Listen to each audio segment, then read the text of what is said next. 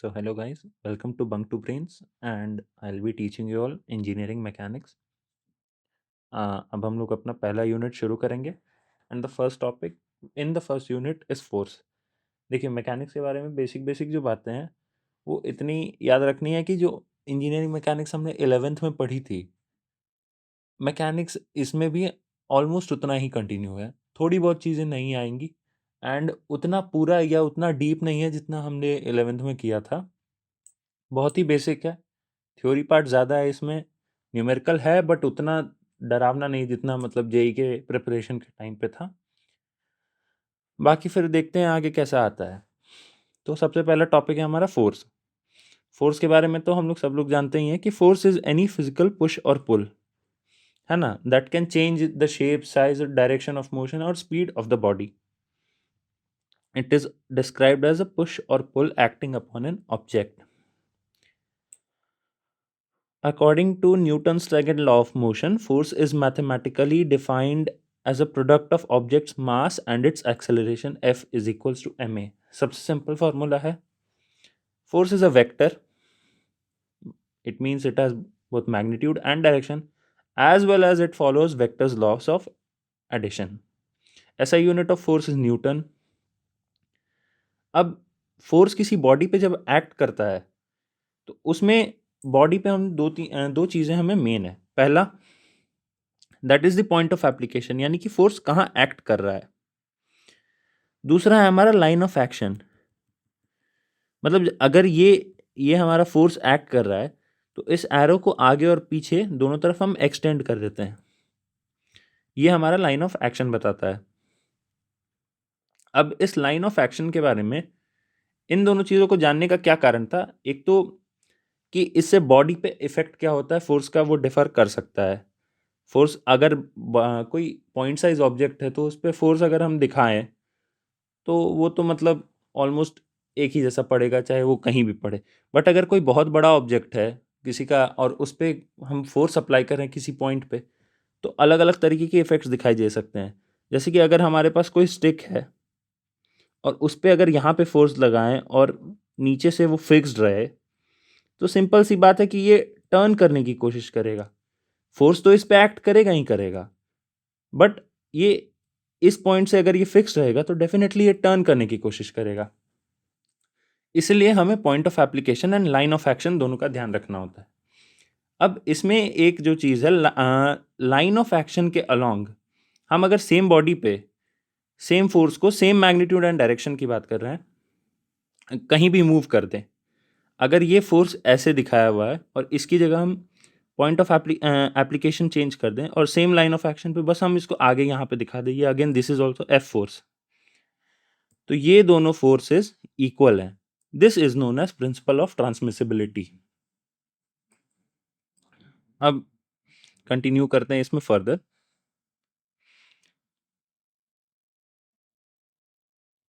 किसी भी फोर्स को अगर हम ग्राफिकली रिप्रेजेंट करें, since it is a vector quantity, हम इसे रिप्रेजेंट कर सकते हैं। तो अगर मेरा कोई फोर्स एफ एक्ट कर रहा है, एफ वेक्टर, तो इसे हम कंपोनेंट्स में रिजॉल्व कर सकते हैं। F X I cap plus F Y J cap, and ये मेरा एंगल थीटा है, तो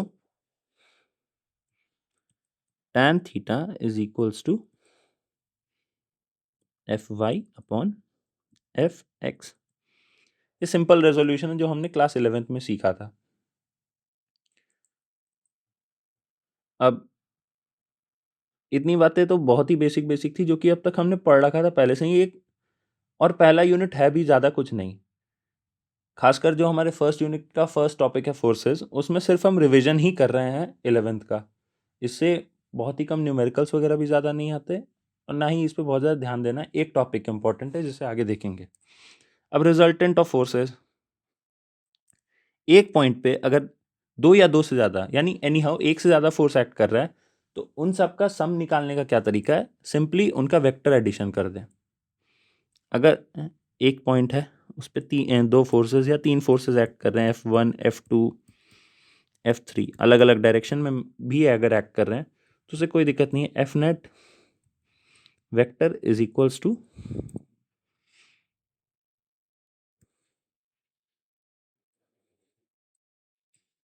f1 vector plus f2 vector plus f3 vector। अलग अलग फोर्सेस को इंडिविजुअली हम वेक्टर एडिशन कर दें एंड सिंपली ये उसका रिजल्टेंट बता देगा। अगर दो फोर्सेस हैं और हम उनका वेक्टर सम करते हैं तो सेम फॉर्मूला है जो हमने मतलब बेसिक मैथ्स में या फिर वेक्टर्स में पढ़ा था, टू वेक्टर्स का एडिशन। लेट्स से ये f1 है, ये f2 है एंड दोनों के बीच का एंगल थीटा है, तो जो रिजल्टेंट होगा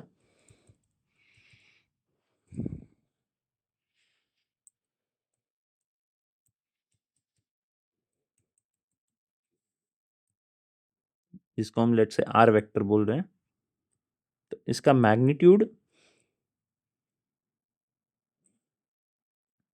will be equal to f1 square plus f2 square plus 2 f1 f2 cos theta. अगले लाइन में इसे लिख देते हैं।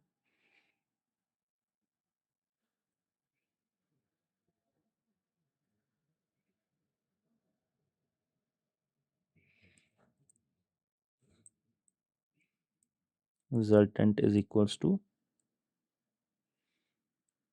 f1 square plus f2 square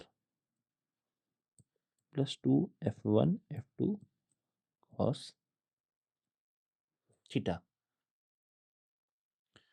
अब एक हमारा इंपॉर्टेंट टॉपिक है which is important for numericals in case अगर आ जाए तो। वैसे तो इसे बहुत कम ही आते हैं बट इन केस आता है तो सॉल्व कर सकते हैं। अगर if three forces are acting on the same point है ना, such that they all three are coplanar,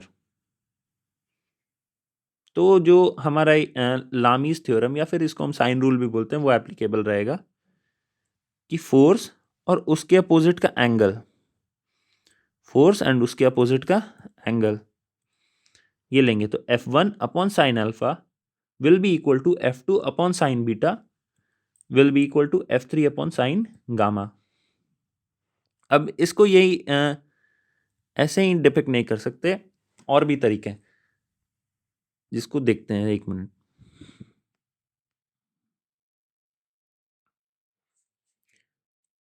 इसमें एक और condition which is very important कि the net this point should be in equilibrium, forces should be coplanar and this body या जो भी point है in on which the forces are acting should be in equilibrium.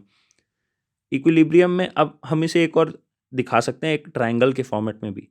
जैसे ये tell to tell जुड़ा हुआ है या फिर कहीं पे अगर हेड टू हेड या टेल टू टेल दिखाते हैं तो ये सेम तरीका हो जाएगा, बट हम इसे ट्राइंगल में हेड टू टेल ज्वाइन करके दिखाएंगे। Let's say this is our f1 force, now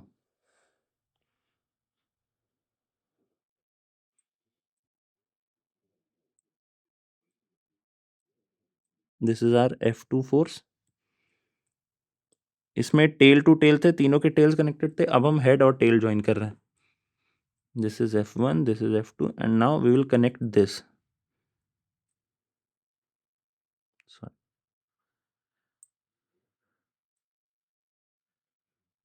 this is f3। अब इसमें हम एंगल्स भी लिख सकते हैं, इसको एक्सटेंड कर दे थोड़ा सा, this is going to help us. f1 के टेल और f2 के टेल के बीच का एंगल है हमारा gamma, so this is gamma.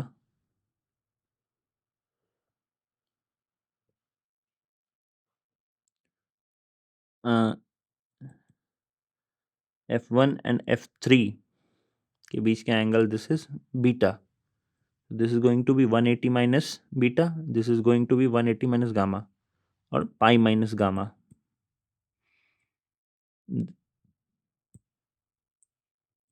This part is going to be pi minus beta, and again similarly this part is going to be pi minus alpha. तो triangle में भी हम इसे, अगर इन केस हमें एक पॉइंट टेल टू टेल ना connected मिले या एक पॉइंट पे ना मिले, तो भी हम इसे रिजॉल्व कर सकते हैं इस फॉर्मेट में। एंड अगेन इसको जब भी हम इसमें पुट कर दें pi minus alpha, pi minus beta and pi minus gamma, तो सेम थिंग आ जाएगा, sine alpha, sine beta and sine gamma, sine के अंदर ऑपरेशन पुट करने पे। अब हमारा नेक्स्ट टॉपिक जो है that is moment of force. So moment of force is the measure of tendency of a force to cause a rigid body to rotate about a specific point or axis. Simply हम लोग यहाँ पे जैसे देख सकते हैं कि late से हमारे पास ये कोई पिवटेड है, पिवट पॉइंट है, जैसे सी सॉ वगैरह पे भी हम एग्जांपल देते हैं, तो उसमें जो पिवट है और यहाँ पे लेट से कोई बच्चा बैठ गया है सी सॉ पे, तो यहाँ पे जो डाउनवर्ड फोर्स एफ जाएगा और दोनों के बीच का डिस्टेंस लेट से डी है, तो अगर ये कोई रिजिड बॉडी है तो यहाँ पे एक रोटेशन बेंडिंग मोमेंट कॉज होगा, जो कि वो ट्राई करेगा कि बॉडी को उस जगह से बेंड कर दें। तो that tendency is known as moment of force. Mathematically, we define it as m is equals to f into d, where f is the force and d is the perpendicular distance. Now, SI unit is Newton meter. Moment is a vector quantity, and we usually define the direction. It is either clockwise or counterclockwise या anti-clockwise, जो भी कह लें. To find the vector direction, curl the fingers of your right hand in the direction of rotation. Your thumb points in the direction of moment vector. Right hand thumb rule. इससे हम इसका direction बता सकते हैं. Now इस topic का इस unit का one of the important topics की अगर हम बात करें तो इट इज वैरिग्नन्स थ्योरम. जैसे प्रीवियसली भी वैरिग्नन्स थ्योरम के प्रूफ को डायरेक्टली क्वेश्चन में दिया गया है कि इस थ्योरम को प्रूफ कीजिए, मिड सेम वगैरह में पहले आ चुका है ये ऑलरेडी. तो इसको एक बार हम लोग प्रूफ करके देख लेते हैं. पहले स्टेटमेंट इसका पढ़ते हैं. The moment of force about any point is equal to the algebraic sum of the moments of its components about that same point. इसका क्या मतलब हुआ कि अगर एक पॉइंट है जिसपे दो या दो से ज्यादा फोर्सेस एक्ट कर रहे हैं, तो जो moment of the resultant force होगा, जो रिजल्टेंट फोर्स का मोमेंट होगा on that point will be equal to the algebraic sum of the moments of if its individual components. ठीक है. फॉर एग्जाम्पल हम यहां पे एक डायग्राम लेते हैं.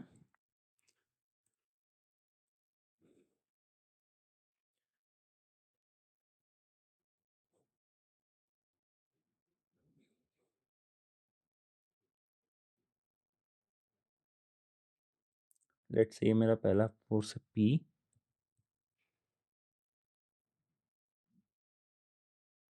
This is the second force Q, and in दोनों का रिजल्टेंट मैं बना देता हूं R. P, Q and R. And हम कोई एक्सटर्नल पॉइंट ले लेते हैं O.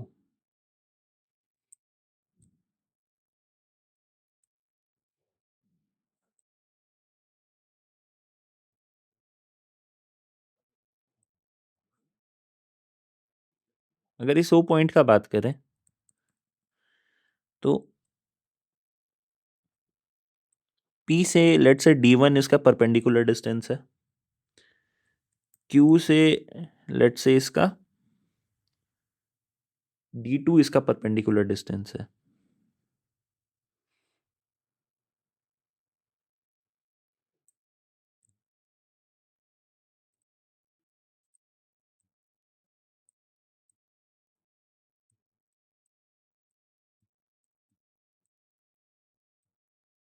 एंड जो हमारा रिजल्टेंट है उसे लेट से D परपेंडिकुलर डिस्टेंस है.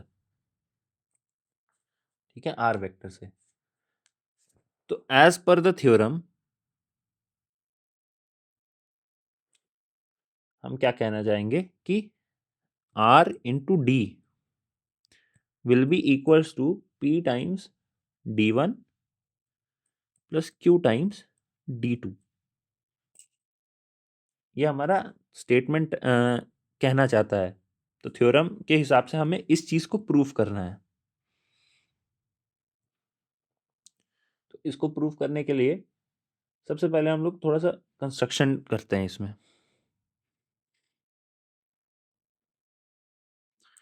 एक थोड़ा डायग्राम और लेते हैं, इंडिविजुअल लेते हैं सिर्फ आर वाले से। लेट से ये मेरा ओ पॉइंट है, एंड नाउ मैं यहाँ पे आर वेक्टर ऐसे बना दिखा रहा हूँ।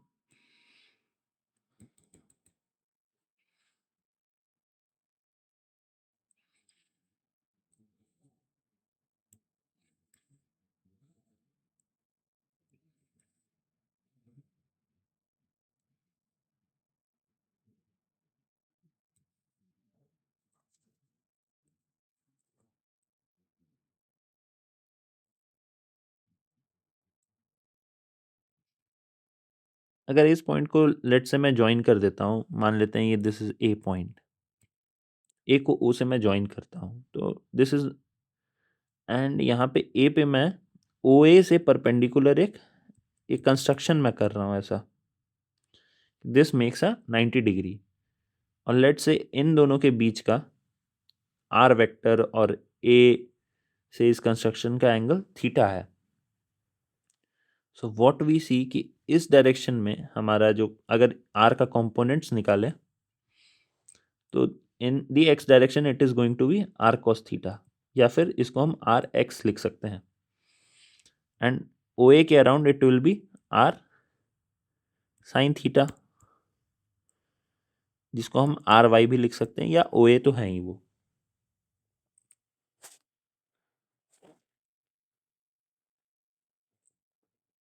तो हम यहाँ पे क्या कहते हैं, आर इंटू डी।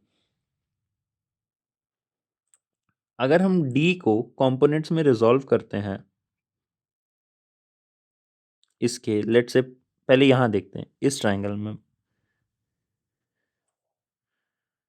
अगर हम इस ट्राइंगल की अभी बात करें, बस इतने की,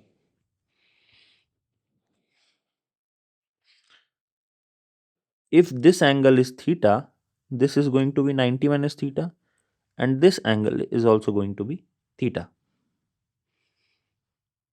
So as per this triangle, as per this smaller triangle, we'll take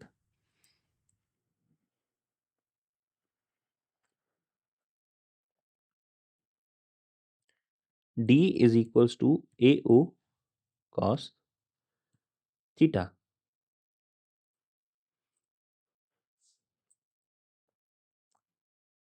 So similarly, अगर हम इन दोनों फोर्सेस का भी निकालें, P और Q का भी निकालें, P एंड Q के लिए भी अगर हम सेम कंस्ट्रक्शन करके सॉल्व करते हैं, A और O को कनेक्ट करते हैं, तो अलग अलग थीटा के लिए अलग अलग कंपोनेंट्स आएंगे। मतलब अगर यहाँ पे ये थीटा है तो P के लिए एंगल कुछ और होगा, Q के लिए एंगल कुछ और होगा, पर यहाँ पे हमने थीटा इस केस में सॉल्व किया है। अब अगर हम इस LHS को देखते हैं तो R into D which is equals to, again R और D है हमारा इंटू AO कॉस थीटा। इसका मतलब AO times R cos theta भी लिख सकते हैं इसको,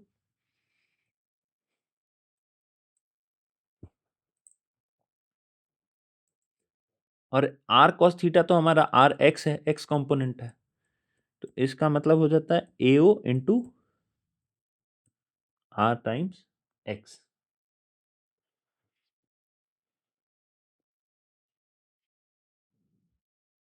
अब जैसा मैंने पहले बताया अभी कि सेम कंस्ट्रक्शन करके हम इन दोनों फोर्सेस के लिए भी देखें तो हमें क्या मिलेगा, PD1 P times D1 will be equals to AO into X component of P, क्योंकि D1 को भी हम कुछ ना कुछ एंगल के साथ दिखा सकते हैं। AO और D1 और D2 के साथ भी हम कुछ ना कुछ एंगल ड्रॉ कर सकते हैं P एंड Q फोर्सेस के लिए, एंड उसके बाद हम इसके कंपोनेंट्स में रिजॉल्व कर सकते हैं। और वहां पे जब भी cos थीटा आएगा, it will depict the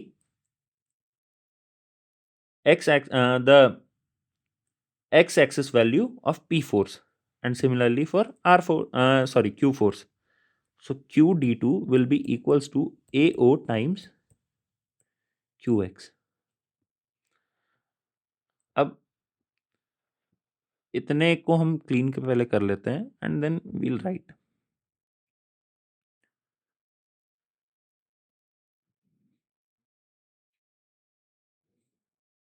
again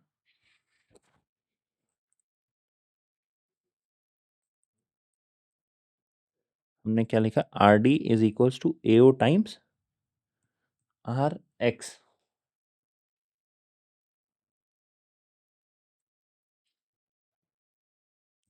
PD1 is equals to AO times PX, and QD2 is equals to AO times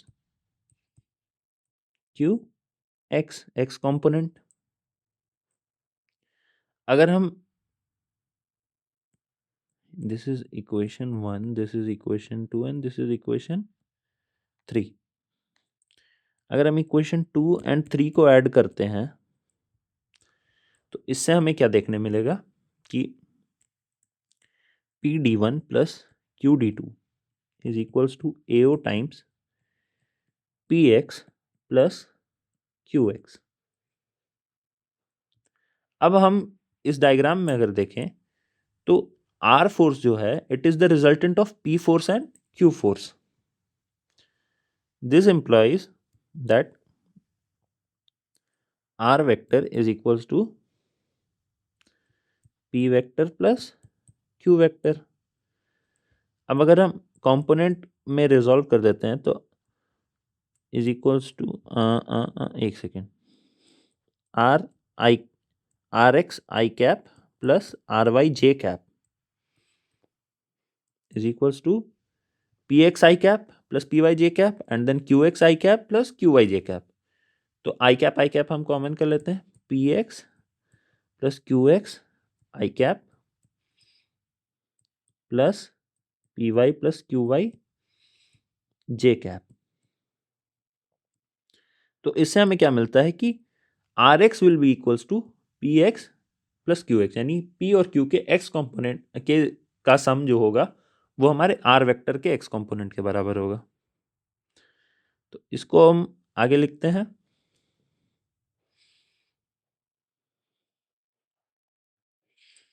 कि PD1 plus QD2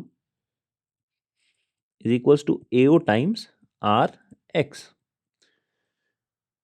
अब AO times RX from equation 1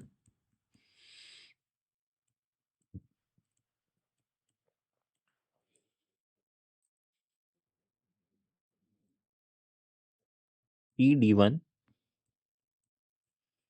plus QD2 is equals to R into D, which is hence proved। तो आप लोग को भी similar तरीके से proof लिखना होगा, डायग्राम्स आप लोग को डिपिक्ट करने होंगे वहां पे ढंग से, तरीके से। क्लियर एंड क्लीन डायग्राम बनाए, जितना बड़ा बनाए उतना सही रहेगा। इसके प्रूफ पहले आ चुके हैं इसलिए मैं करके साथ के साथ दिखाया हूं, and it is important, remember it. Proof खासकर याद रखेंगे। और कोई न्यूमेरिकल आ जाएगा तो न्यूमेरिकल डायरेक्टली सॉल्व हो जाएगा। अब our next topic is couple. Couple क्या है? Couple is a special case of moments. Couple is nothing but when two forces of same magnitude, different direction, and not different, opposite in direction, and are non-collinear, equal magnitude, opposite in direction and non-collinear। जब भी दो forces का ये pair हमें मिले तो we call it couple. अब couple में क्या होता है, कपल का मैग्नीट्यूड निकालने का तरीका सेम है कि जैसे मूवमेंट का निकालते हैं। किसी एक फोर्स का हम मैग्नीट्यूड ले लेते हैं और दोनों फोर्सेस के बीच के डिस्टेंस के साथ उसका प्रोडक्ट कर देते हैं, that is equal, m is equals to f into d. Mathematically, the magnitude of couple is given by the product of magnitude of one of the forces and the distance between the two forces. Couple के properties क्या क्या है कि it is not a resultant force, मतलब it has no resultant force, यानी कि couple अगर ये दोनों कोलिनियर हो जाते तो डेफिनेटली ओ पॉइंट पे अगर ऐसे रहते तो दोनों का मैग्नीट्यूड सेम है, ऑपोजिट डायरेक्शन है, तो ये नेट जीरो बन जाता है, इस पे तो कोई फोर्स ही नहीं लगता। कपल यहाँ पे बॉडी को कहीं सेंटर ऑफ मास को आगे पीछे नहीं बढ़ाता है, रादर यहाँ पे एक ट्विस्टिंग या रोटेटिंग मोमेंट क्रिएट करता है। फॉर एग्जाम्पल अगर हम कार स्टीयरिंग अगर याद करें, जो लोग ड्राइव करते हैं उनको पता होगा, या ड्राइविंग किसी का भी आप देख सकते हैं, एक हाथ से ऊपर करते हैं, एक हाथ से स्टीयरिंग नीचे करते हैं किसी भी साइड टर्न करने के लिए, तो दोनों हैंड्स का अपोजिट मूवमेंट होता है सेम फोर्स से, तब गाड़ी स्टीयरिंग टर्न होता है तो गाड़ी मुड़ती है। तो वहां पे भी उस केस में भी हमारा कपल ही एक्ट करता है। अनलाइक अगली property, unlike the moment of single force which changes depending on which point you calculated from, the moment of couple is same for every point in the plane. This means you can move a couple anywhere on a rigid body without changing its effect. मतलब हम अगर rigid body में same force को अलग अलग points पे लगाते, जैसे यहाँ पे अगर इस पॉइंट के रिस्पेक्ट में देखें, ये अगर फोर्स दूसरी जगह लगता, यहाँ लगता, दूर पे लगता या पास में लगता, तो मोमेंट अलग अलग आता। बट कपल के साथ ऐसा नहीं है, क्योंकि कपल में कोई इंडिविजुअल फोर्स नहीं है, दोनों पेयर साथ में एक्ट कर रहा है, तो कहीं भी हो ट्विस्टिंग दोनों साथ में क्रिएट करेगा, एंड उसके लिए कोई डिपेंडेंस किसी अदर पॉइंट या ऑब्जेक्ट पे नहीं है, रादर इनका खुद का एक सेंटर फिक्स्ड है। ये कपल की एक प्रॉपर्टी है, सिर्फ ये सेंटर ओ है। Equilibrium requirement. A couple cannot be balanced by a single force. It can only be balanced by another couple of equal magnitude and opposite direction. मतलब अगर हम कपल, इसको हम अगर इक्विलिब्रियम में लाना है तो हमें एक सिमिलर दूसरा कपल लाना होगा जिसके फोर्सेस बराबर हैं बट डायरेक्शन उल्टे हैं इस कपल के, जैसे ये बनाया अभी है ना, यहाँ पे ऊपर यहाँ नीचे एकदम उल्टे बना देना है, इससे बैलेंस आउट हो जाएगा। इसमें एक सिंगल फोर्स से इसका इक्विलिब्रियम नहीं आएगा। Two different couples are considered equivalent if they produce the same moment and act in the same or parallel planes. दो कपल्स को हम सेम मानते हैं अगर दोनों में सेम मोमेंट क्रिएट हो रहा है और दोनों पैरेलल या सेम प्लेन्स में है। अब अगर ये ऐसे इसमें एक यहाँ पे हम बना दें तो दोनों ही कपल सेम थे। अब ये थोड़ा थोड़ा इस प्रॉपर्टी से भी मैच करता है कि you can move a couple anywhere on a rigid body without changing its effect. तो सेम बात है कि अगर मान ले उसी बॉडी पे पैरेलली भी मूव कर दें तो भी कोई फर्क नहीं पड़ेगा।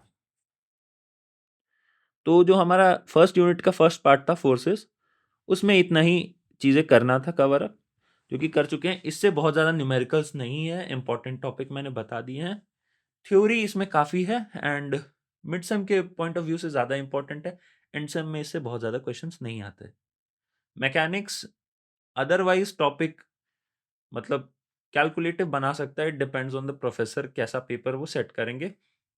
एंड न्यूमेरिकल्स ऑनेस्टली इसमें न्यूमेरिकल्स आते हैं बहुत टफ, एकदम जेई एडवांस या वैसा नहीं मिलेगा हमारे यूनिवर्सिटी के पेपर में, बट हाँ न्यूमेरिकल आएगा, डरना नहीं है, सॉल्व हो जाएगा, it is easy, but understanding उसमें बना के रखना है एकदम बेसिक से शुरू से। अब हम जाते हैं इसके सेकंड पार्ट पे। सेकंड पार्ट है हम लोगों का इक्विलिब्रियम। इक्विलिब्रियम बहुत कोई टफ या ज़्यादा बड़ा टॉपिक नहीं है, ये बहुत ही छोटा सा है, एंड इसमें बेसिकली हम लोग फोर्स का रिप्रेजेंटेशन और न्यूमेरिकल सॉल्व कैसे करते हैं उस पर देखेंगे।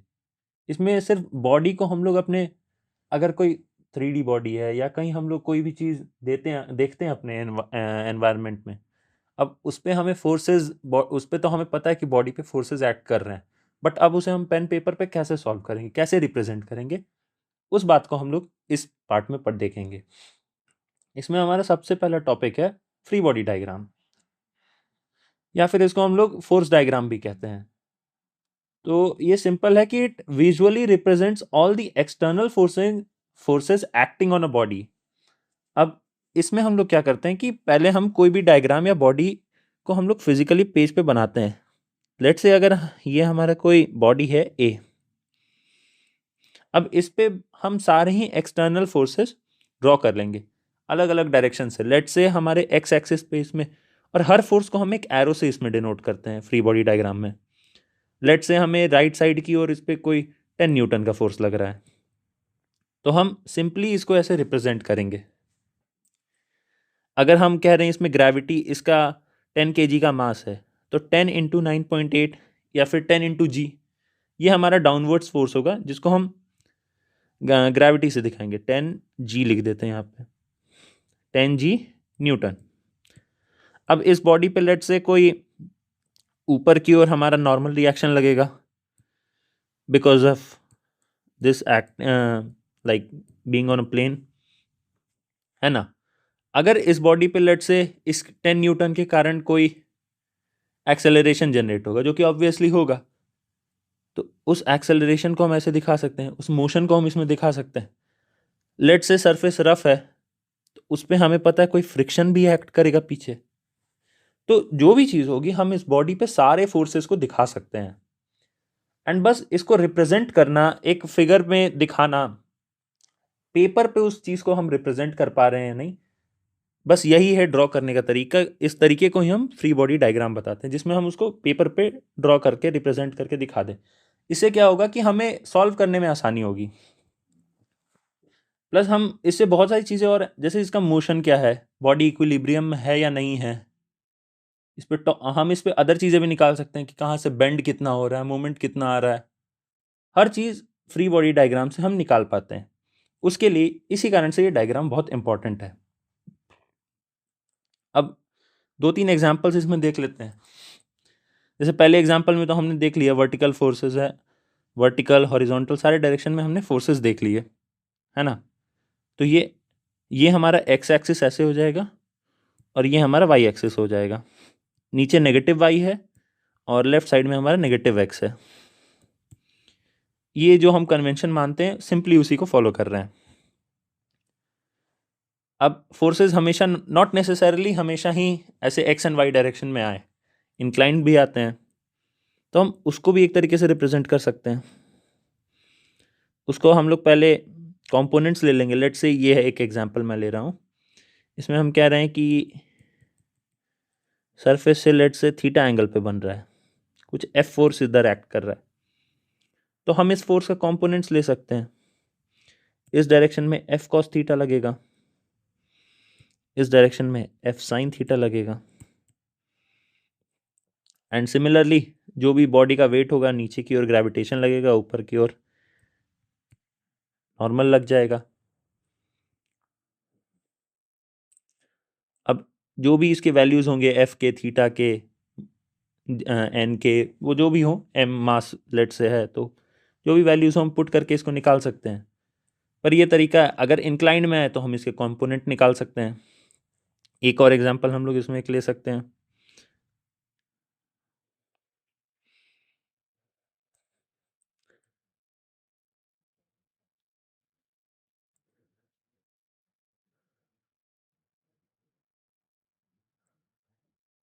लेट से ये मेरा कोई, हमने बॉल रखा है यहाँ पे,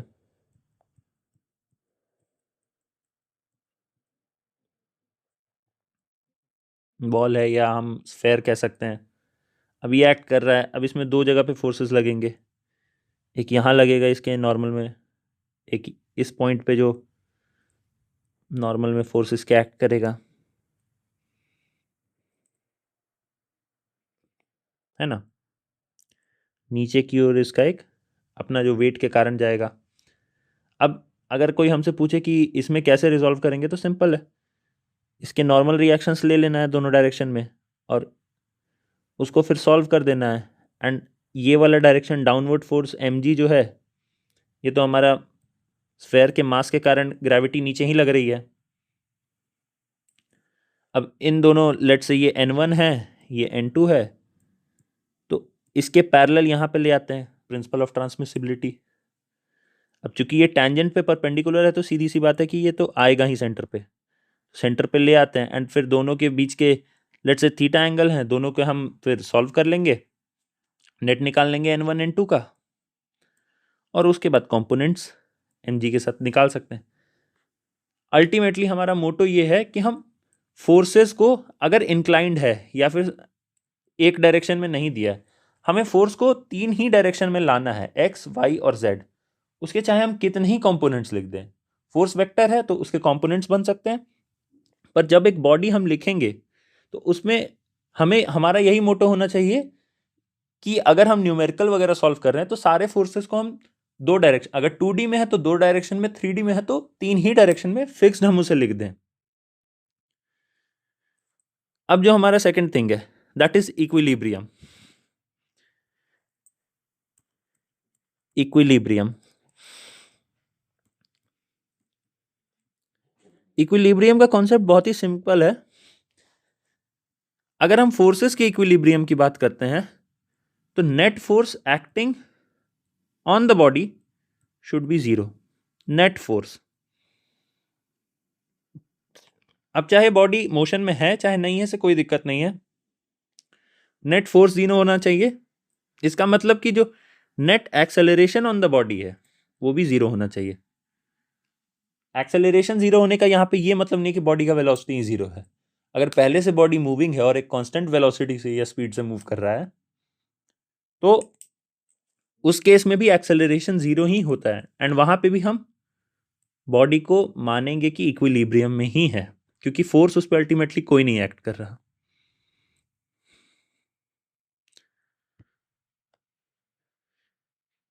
जब भी हम यहाँ पे इक्वेशंस ऑफ इक्विलिब्रियम की बात करते हैं या किसी भी बॉडी पे हमें इक्विलिब्रियम उसके मदद से कैलकुलेट करना होता है तो तरीका सिंपल है कि हम सारे डायरेक्शन में फोर्स को जीरो कर देते हैं, नेट फोर्सेस को। इसका क्या मतलब हुआ? Sigma F x is also zero, sigma fy is also 0 and sigma fz is also 0.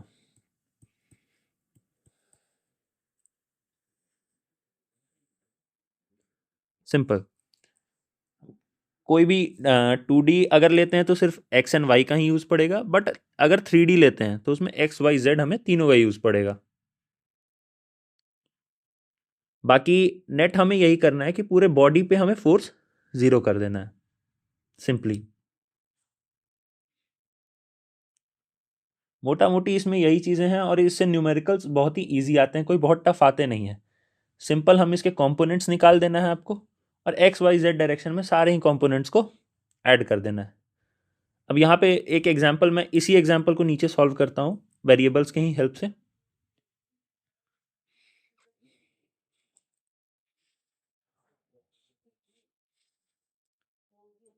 अच्छा, एक और चीज हम यहाँ पे देख सकते हैं, मैंने जो कहा कि एक्स वाई और जेड में ही लेना है, तो मैं इसलिए यहाँ पे एक्स वाई जेड कह रहा हूँ क्योंकि तीनों हम पहले से डिफाइंड एक्सिस हैं। इसका ये मतलब नहीं है कि हम अपने से कोई एक्सिस डिफाइन नहीं कर सकते।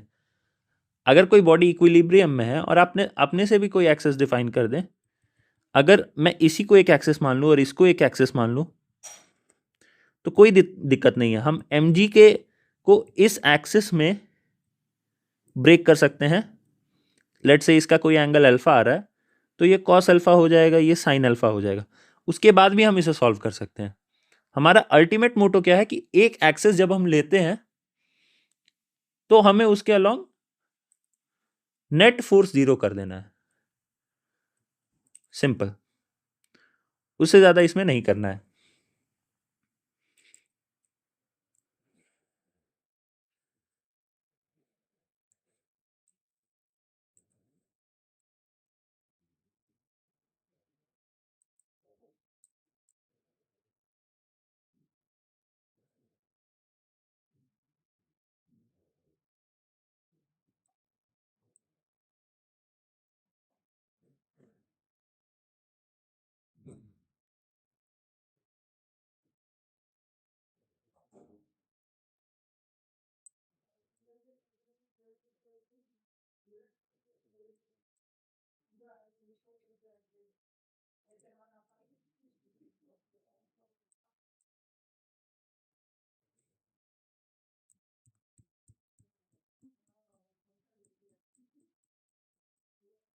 लेट्स से हमारे पास ये स्फीयर है जिसका यहाँ सेंटर है, मास m है, नीचे की तरफ इसमें mg लगेगा। अब ये दो सरफेस है, एक यहाँ टच कर रहा है, एक यहाँ टच कर रहा है, तो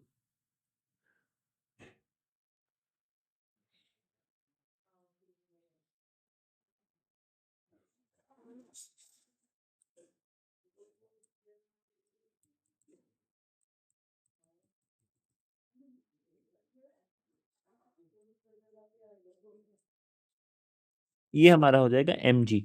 अब दोनों के अलोंग, दोनों सरफेसेस के अलोंग एक नॉर्मल एक्ट कर रहा होगा जिसका एक इधर n1 कह सकते हैं और इधर n2 कह सकते हैं। इस एंगल को हम लोग थीटा मान लेते हैं। जब हम सेंटर पे इसी को ले जाएंगे, इन्हीं फोर्सेस को, n1 एंड n2, तो दोनों के बीच का एंगल भी थीटा ही आएगा। इसका लॉजिक बहुत ही सिंपल है, क्योंकि यहाँ पे अगर 90 है, यहाँ पे अगर 90 है, तो अगर हम इस क्वाड्रिलेटरल को देखें तो यहाँ पे थीटा का उल्टा है, तो ये 90 90 180 एंड इसका उल्टा यानी 180 माइनस थीटा बनेगा। तो इस तरफ भी पाई माइनस थीटा बनेगा, एंड पाई माइनस थीटा को अगर हम साइन कॉम्पोनेंट्स में सॉल्व करते हैं तो it is the same thing. बाकी कोई नहीं, यहाँ पे हम पाई माइनस थीटा लेके ही सॉल्व करेंगे ताकि आप लोग को आराम से समझ में आ जाए। इन दोनों फोर्सेस का हमारा जो नेट बनेगा, एन नेट लेट से,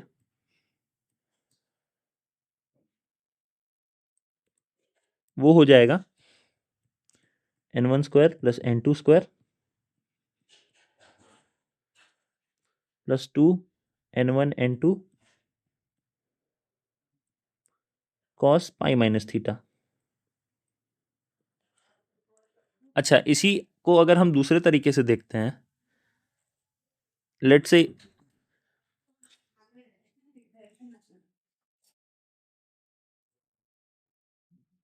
इसी को अगर हम देखें बॉडी को, तो पॉइंट साइज भी हम मान सकते हैं ऑब्जेक्ट को, एंड ऐसे रिप्रेजेंट कर सकते हैं। एंड इन आगे हम कोई भी सवाल सॉल्व करेंगे, जब हम FBD बना लेंगे उसके बाद सॉल्व करते टाइम हम सारे फोर्सेस को एक पॉइंट के ही अलोंग दिखाएंगे, और उस बॉडी को हम पॉइंट साइज मान लेंगे, चाहे ऑब्जेक्ट कितना भी बड़ा क्यों ना हो। एंड वो पॉइंट कहाँ पे होगा? बॉडी का सेंटर ऑफ ग्रेविटी। अब ये हमारे फोर्सेस हैं n1 n2 एंड mg। हम ये भी कर सकते हैं कि यहाँ के अलोंग एक एक्सिस इसको कंटिन्यू कर दें, देन फिर हम mg को इसके अलोंग एंड इसके अलोंग ब्रेक भी कर सकते हैं, मतलब इसके कंपोनेंट्स मान सकते हैं। एंड x एंड y की जगह इसको हम कुछ L1 एक्सिस मान लें, इसको कुछ L2 एक्सिस मान लें, ऐसे भी सॉल्व कर सकते हैं। बाकी फिर जो भी वैल्यूज होंगी हम उसे इजीली पुट करके न्यूमेरिकल आंसर जो भी रहेगा उसे निकाल सकते हैं। ये जस्ट फॉर अंडरस्टैंडिंग था, इसे हटा देते हैं।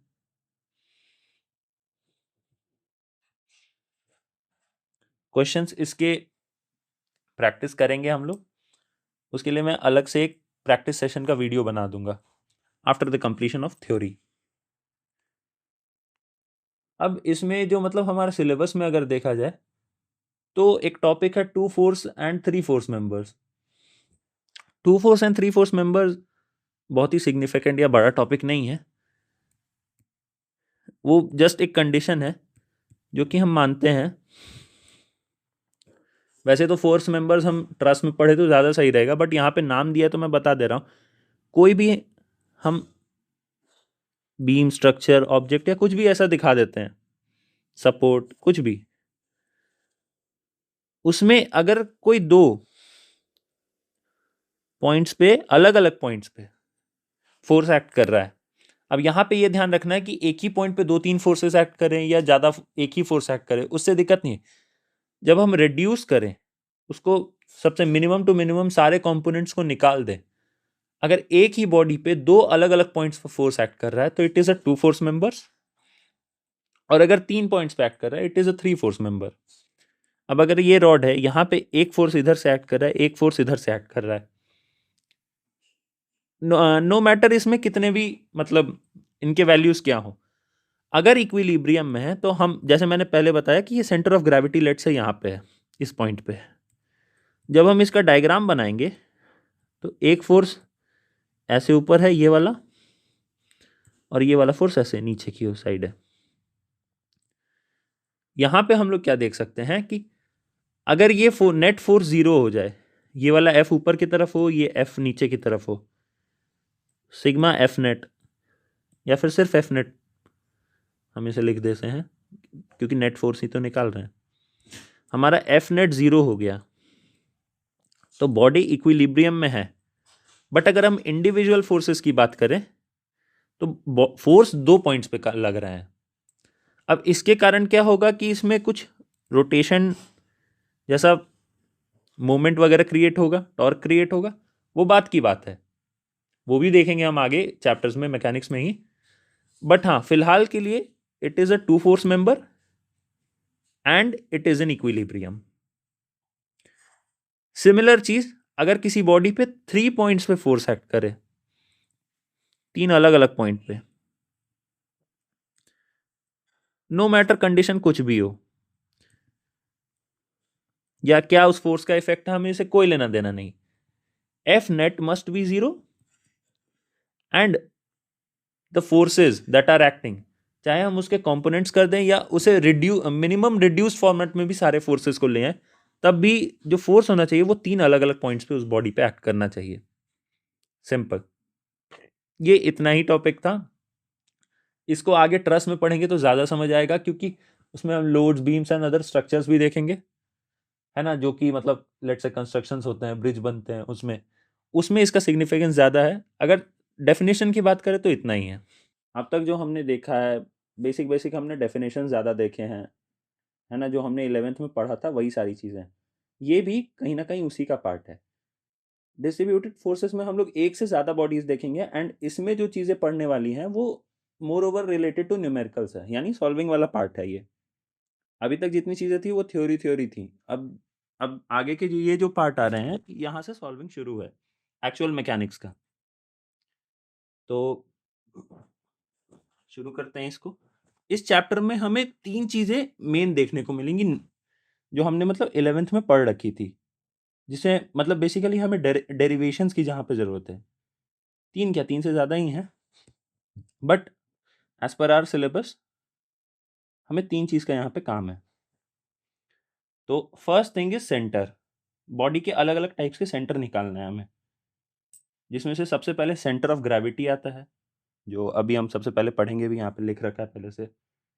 सेंटर ऑफ ग्रेविटी है, सेंटर ऑफ मास है एंड सेंट्रॉइड है, ये तीनों के बारे में हमें सबसे पहले पढ़ना है। ठीक है, उसके बाद हमें moment of inertia second thing जो कि पढ़ना है, एंड तीसरा रेडियस ऑफ गायरेशन है। खैर आगे की चीज़ें जो भी हैं वो इससे रिलेटेड ही हैं, बेसिक्स हमारे यहीं से शुरू हैं। तो अभी जो 3 टर्म्स हमने बोला कि centre of gravity, centre of mass and centroid, तीनों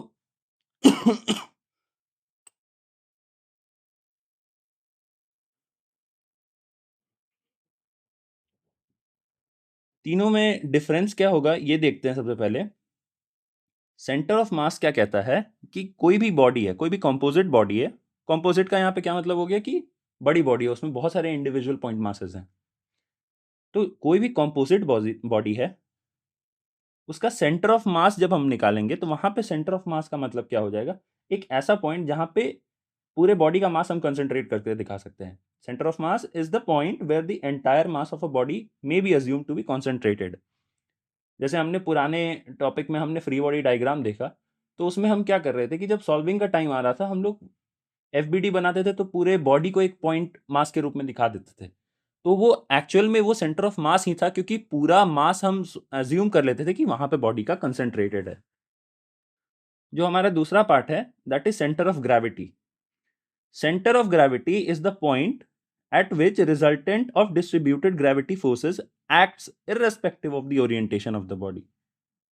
इसका क्या मतलब हुआ कि कोई भी बॉडी है, कोई भी कंपोजिट बॉडी है, उसका कैसी भी ओरिएंटेशन में हम लोग रख दें, उस बॉडी को जब हम लोग कंबाइंड कहीं पे रखेंगे तो उस पे ग्रेविटी किस पॉइंट में, मतलब जो ग्रेविटेशनल फील्ड है उसका रिजल्टेंट किस डायरेक्शन में होगा, इसको हम लोग डिटरमाइन करते हैं सेंटर ऑफ ग्रेविटी से, है ना। इसका आसान भाषा में ये समझ सकते हैं कि मान लीजिए आपके पास कोई भी कंपोजिट बॉडी है, कोई भी एक इरेगुलर शेप या कोई भी शेप का बॉडी है। लेट्स से हमारे पास एक यू शेप में एक बॉडी है, कोई ट्यूब है, कोई रॉड है, यू शेप में हमने डाल दिया उसे। अब उसका सेंटर ऑफ ग्रेविटी कहाँ पे निकलेगा? तो वैसे एज एन एक्सपेरिमेंट भी लोग इसे कर सकते हैं। आप लोग एक धागे से उसे फ्रीली सस्पेंड कर दीजिए और धागा कहीं भी बांध दीजिए, तो आप देखेंगे कि बॉडी जो है वो कहीं से आड़ा है, कहीं तिरछा है। वो जिस भी डायरेक्शन में आप जैसे भी उसको लटकाएंगे, अलग अलग पॉइंट्स पे आप देखेंगे कि बॉडी अलग अलग डायरेक्शंस में बेंड हो रहा होगा। कहीं पे ज़्यादा वेट होगा, कहीं पे कम वेट होगा। एक पॉइंट ऐसा आएगा जहाँ पे आप बॉडी को जब लटकाएंगे, लेट्स से आपने किसी पॉइंट पे डाला एंड वो एकदम स्ट्रेट फिगर आ गया, या for example you U shape body फिर भी एक कॉम्प्लेक्स बॉडी है, आप एक रॉड ही लटका के देख लीजिए। जैसे जैसे रॉड को आप अलग अलग तरफ शिफ्ट करेंगे, कोई यूनिफॉर्म रॉड है, आप उसमें कहीं भी धागा बांध दें तो वो एक ना एक साइड बेंड होगा। लेकिन जैसे ही आप बीच में उसमें धागा बांधेंगे, वो एकदम स्ट्रेट रॉड आ जाएगा हॉरिजॉन्टली, है ना। यूनिफॉर्म बॉडी का तो सेंटर में ही होता है, तो इसीलिए सेंटर ऑफ ग्रेविटी उस रॉड का हम कहेंगे कि एकदम मिड पॉइंट पे आ रहा है रॉड के। ये हो जाता है हमारा सेंटर ऑफ ग्रेविटी। अच्छा, वैसे लोग बोलेंगे सेंटर ऑफ मास और सेंटर ग्रेविटी में फर्क क्या हुआ? सेंटर ऑफ मास भी तो रॉड का एकदम मिड पॉइंट पे ही आता है।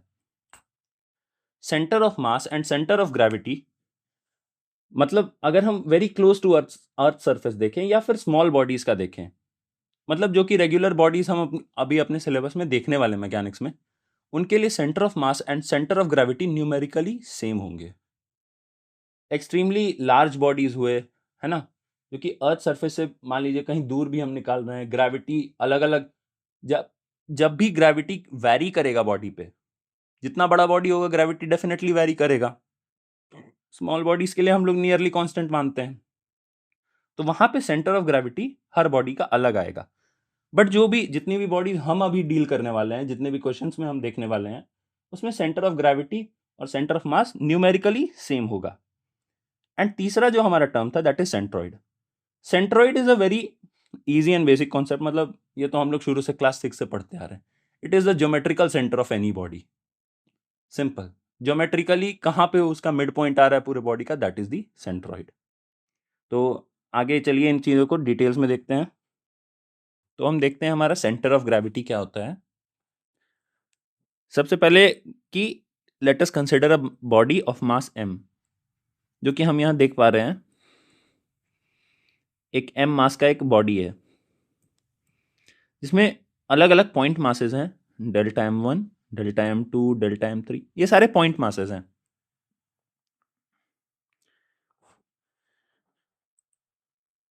हम क्या कहेंगे कि let this body be composed of a number of masses delta m1, m2, m3, mn is distributed within the body such that m is equals to delta m1 plus delta m2 till delta mn।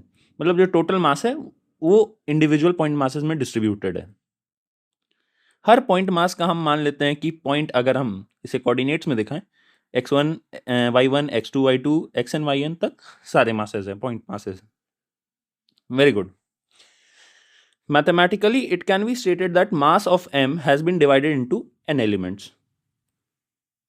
Let center of gravity of whole mass m lie at a distance xc yc with respect to reference axis। मतलब कि इस O point के, यानी कि जो हमारा origin है, उसके रेस्पेक्ट में ये कहीं C पॉइंट जो है, इसको हम मान रहे हैं सेंटर ऑफ ग्रेविटी, जो कि y एक्सिस से xc डिस्टेंस पे और x एक्सिस से yc डिस्टेंस पे है। Gravitational force acting on the mass delta m1 is equals to delta m1g। Her point का अगर हम ग्रेविटेशनल फोर्स निकालें तो उसे सिंपली g से हम मल्टीप्लाई कर देंगे। Similarly we can find gravitational forces acting on the masses, जितने भी अदर मास है हमारे m2 m3 mn तक। To find the resultant of parallel forces we apply the principle of moments, या जो हम जिसे वैरिग्नन्स थ्योरम हमने फर्स्ट पार्ट में पढ़ा था,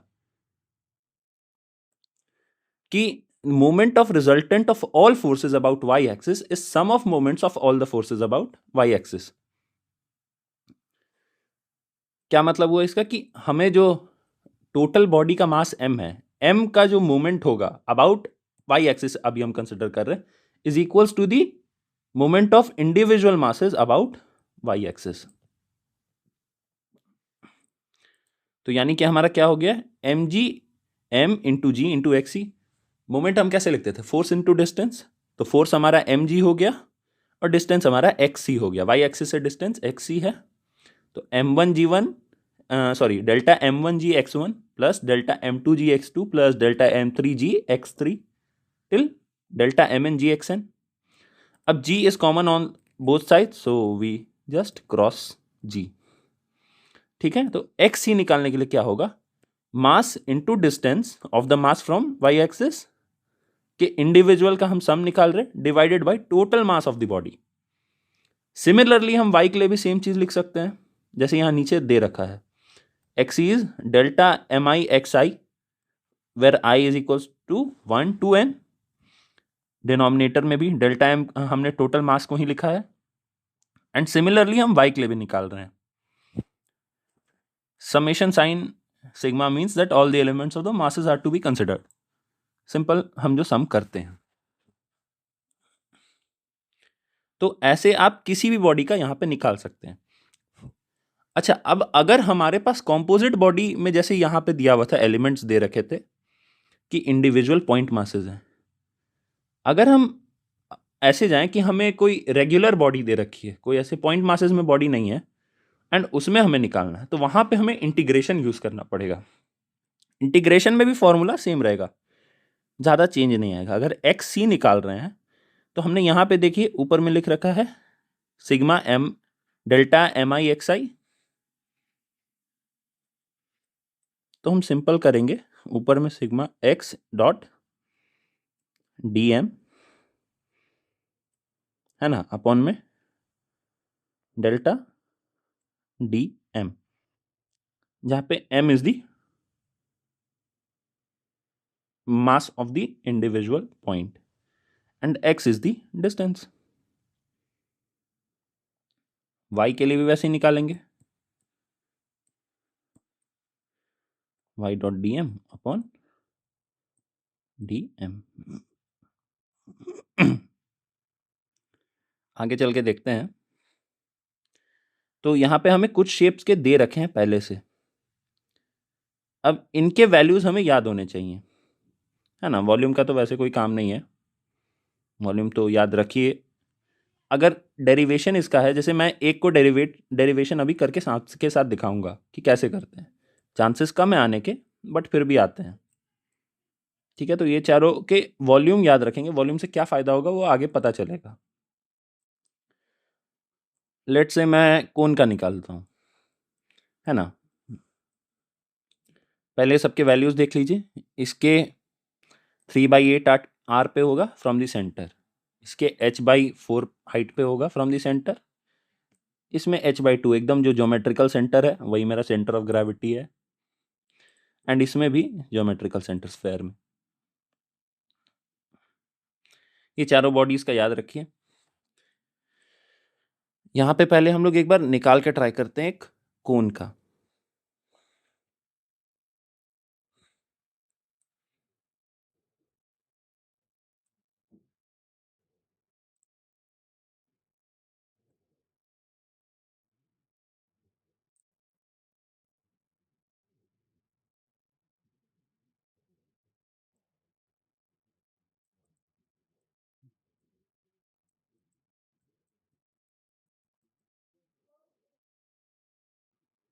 लेट्स से कोन का रेडियस r है,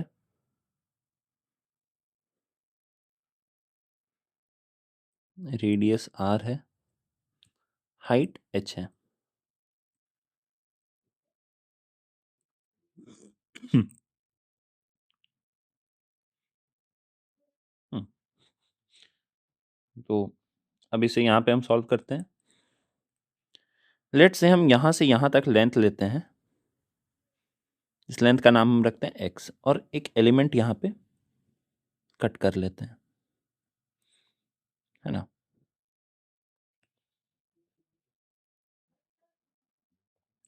इस एलिमेंट को अगर हम निकाल के देखते हैं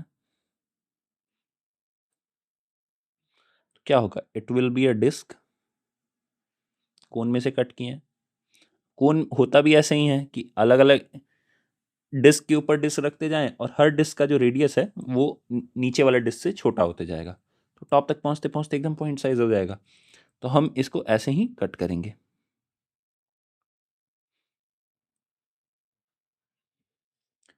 ये हो जाएगा मेरा डिस्क, है ना, जिसका रेडियस हम लेट से y मान लेते हैं।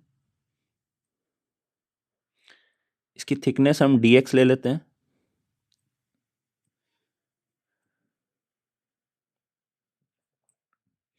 ठीक है, हमने एलिमेंट ऊपर कैसे लिया था कि centre of gravity will be x dot D M upon D M.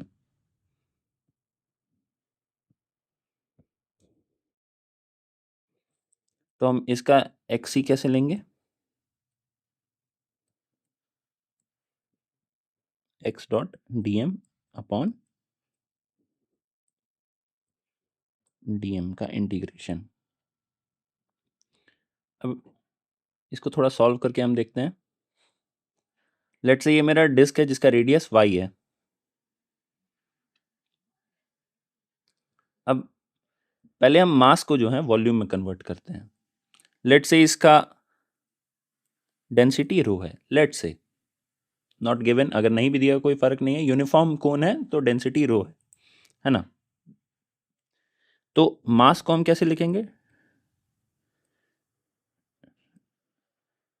पहले रो को हम लिख सकते हैं कि मास अपॉन वॉल्यूम होता है। तो इसका क्या मतलब हो गया, dm is equals to rho dv। थोड़ा सा आगे बढ़ते हैं हम लोग।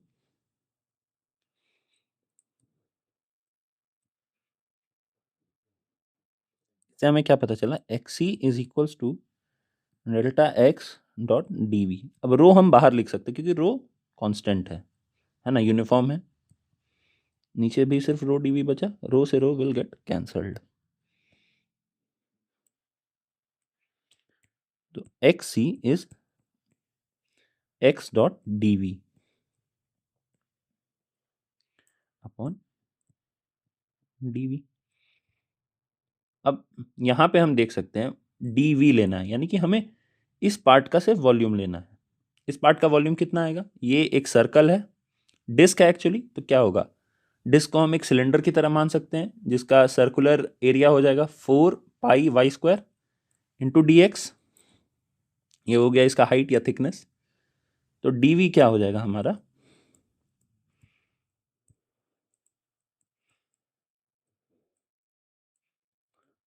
x dot 4πy² dx upon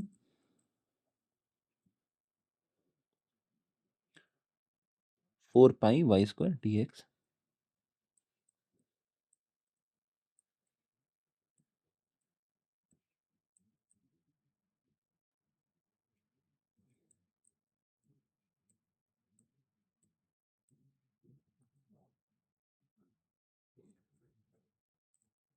अब इसे हम सॉल्व कर सकते हैं। वेल y हमारे लिए भी एक वेरिएबल ही है for the time being in the integration. यहाँ पे चूंकि x के साथ का हमें वेरिएबल मिला हुआ है इसलिए हम y को कांस्टेंट लेके सॉल्व कर सकते हैं, बट हमारे लिए y एक्चुअल में एक वेरिएबल ही है। तो एक बार y को हम निकालने का ट्राई करते हैं, है ना। y कैसे निकलेगा, इसका तरीका सिंपल है, थोड़ी सी ट्रिगो लगा सकते हैं हम। ट्रिगो या ट्रायंगल्स के बारे में भी पढ़ के देखिए। तो अगर ये मेरा रेडियस r है और ये हाइट मेरा h है ना, कोन को हमने हाफ कट करके सिर्फ एक मतलब 2D के रूप में रिप्रेजेंट किया, और इतना पार्ट मेरा अगर x है एंड ये y है ना, तो x upon Y is equals to h upon r, simple triangles.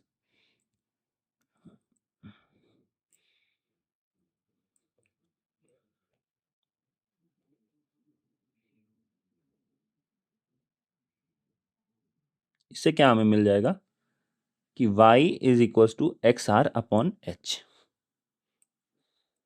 क्योंकि y हमारे लिए एक वेरिएबल है और x हमें dx गिवन है, तो हमें x के टर्म में लिख देना y is equal to x are upon H.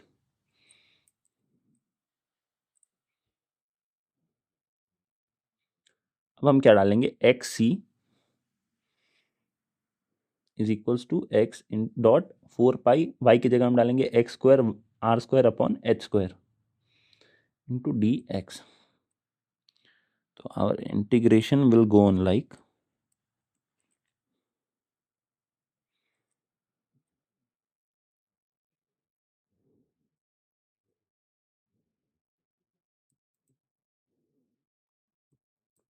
4 pi, we had a y square, so x square h square, sorry x square r square upon h square into dx।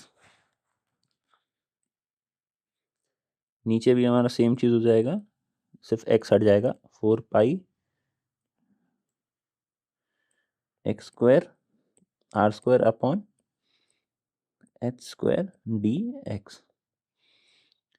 Integration हमें कहाँ से कहाँ तक करना है, तो ये हम कौन को देख सकते हैं, अगर ये पॉइंट हमारा 0 है और टोटल हाइट h है यहाँ तक,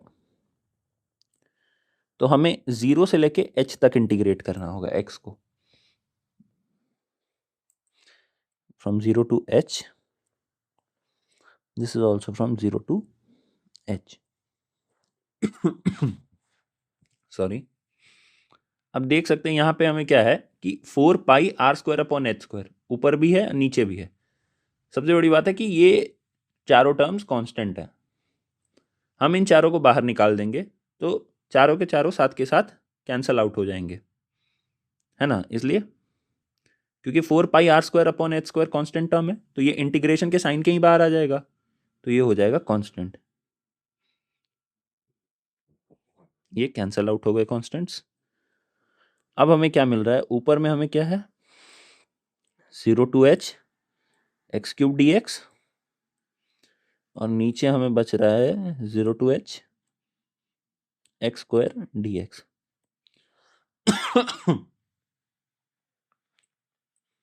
इसको हम कैसे निकालेंगे,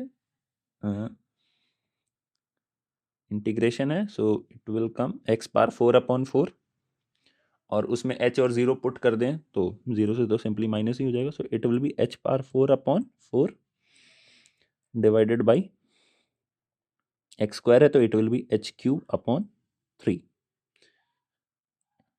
h cube will be cancelled out from 4 power, तो ऊपर से 1 पावर में बचेगा तो h will be left h/4 upon तो 1/3, सो इसको हम लिख सकते हैं X C is equals to 4, sorry not 4,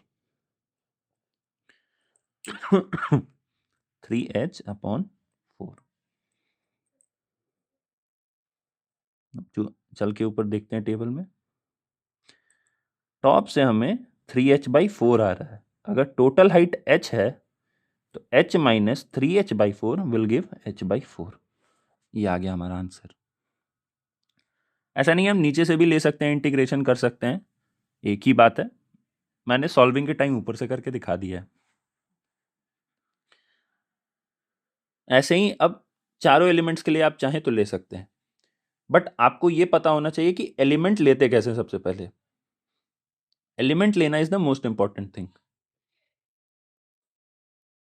तो एक बार जरा देख लेते हैं एलिमेंट्स लेते कैसे, क्योंकि मैकेनिक्स ही नहीं, आप पूरे मैकेनिकल इंजीनियरिंग में कहीं भी जाएंगे ना, इन वैल्यूज का बहुत काम आएगा। कहीं अगले 4 साल में जितने भी जगह हैं, चाहे आप थ्योरी ऑफ मशीन्स पढ़ें, आप कोई भी आप structures and mechanics, structures of materials पढ़ें, स्ट्रेस एंड स्ट्रेन आपको पढ़ने मिलेगा, सब जगह इसका कहीं ना कहीं आपको काम मिल जाएगा, क्योंकि जब भी डायग्राम्स दिए होंगे, है ना, जब भी आपको स्ट्रक्चर्स बनाने होंगे, जब भी इंटीग्रेशन करना होगा, एलिमेंट सेम तरीके से लिए जाएंगे, सेंटर सेम तरीके से मिलेगा। इसलिए एक बार मैं एलिमेंट्स लेने का तरीका भी आप लोग को समझा देता हूँ यहाँ पे, ताकि इन केस आने के तो इसके चांसेस बहुत ही कम है, बट इसके अगर कौन के अलावा भी कोई आता है तो आप लोग इजिली उसे कर सकें। देखते हैं एलिमेंट्स लिए कैसे जाते हैं। सबसे पहले हम लेंगे एक 2D फिगर, एक रॉड की मैं बात कर रहा हूँ।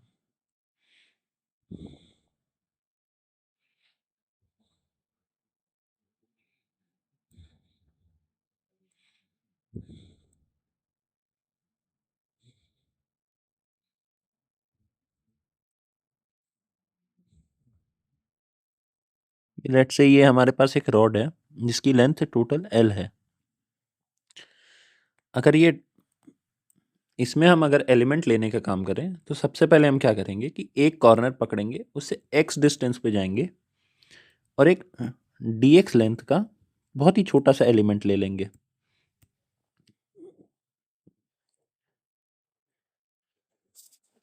और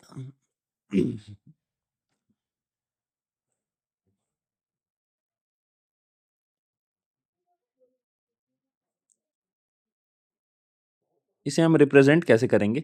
हमें इसमें जो भी चीज़, जो भी क्वांटिटी दी रहेगी, कुछ ना कुछ इसमें कांस्टेंट दिया रहेगा। जैसे ऊपर हमने कोन में रो लिया था, हो सकता है तो रो था हमारा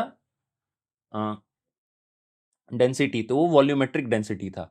हो सकता है इसमें लेंथ डेंसिटी दिया रहे, हो सकता है इसमें मास अपॉन लेंथ दिया रहे इस रॉड का कि ये कांस्टेंट है थ्रू आउट, इसको कि हम लोग ऐसे डिनोट कर सकते हैं, है ना। तो यहाँ पे हम क्या ले लेंगे कि अगर इसका मास dm है तो dm अपॉन dx is also equals to this.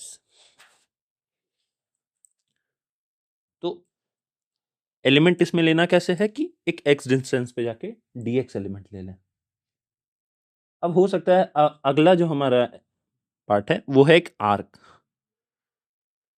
Arc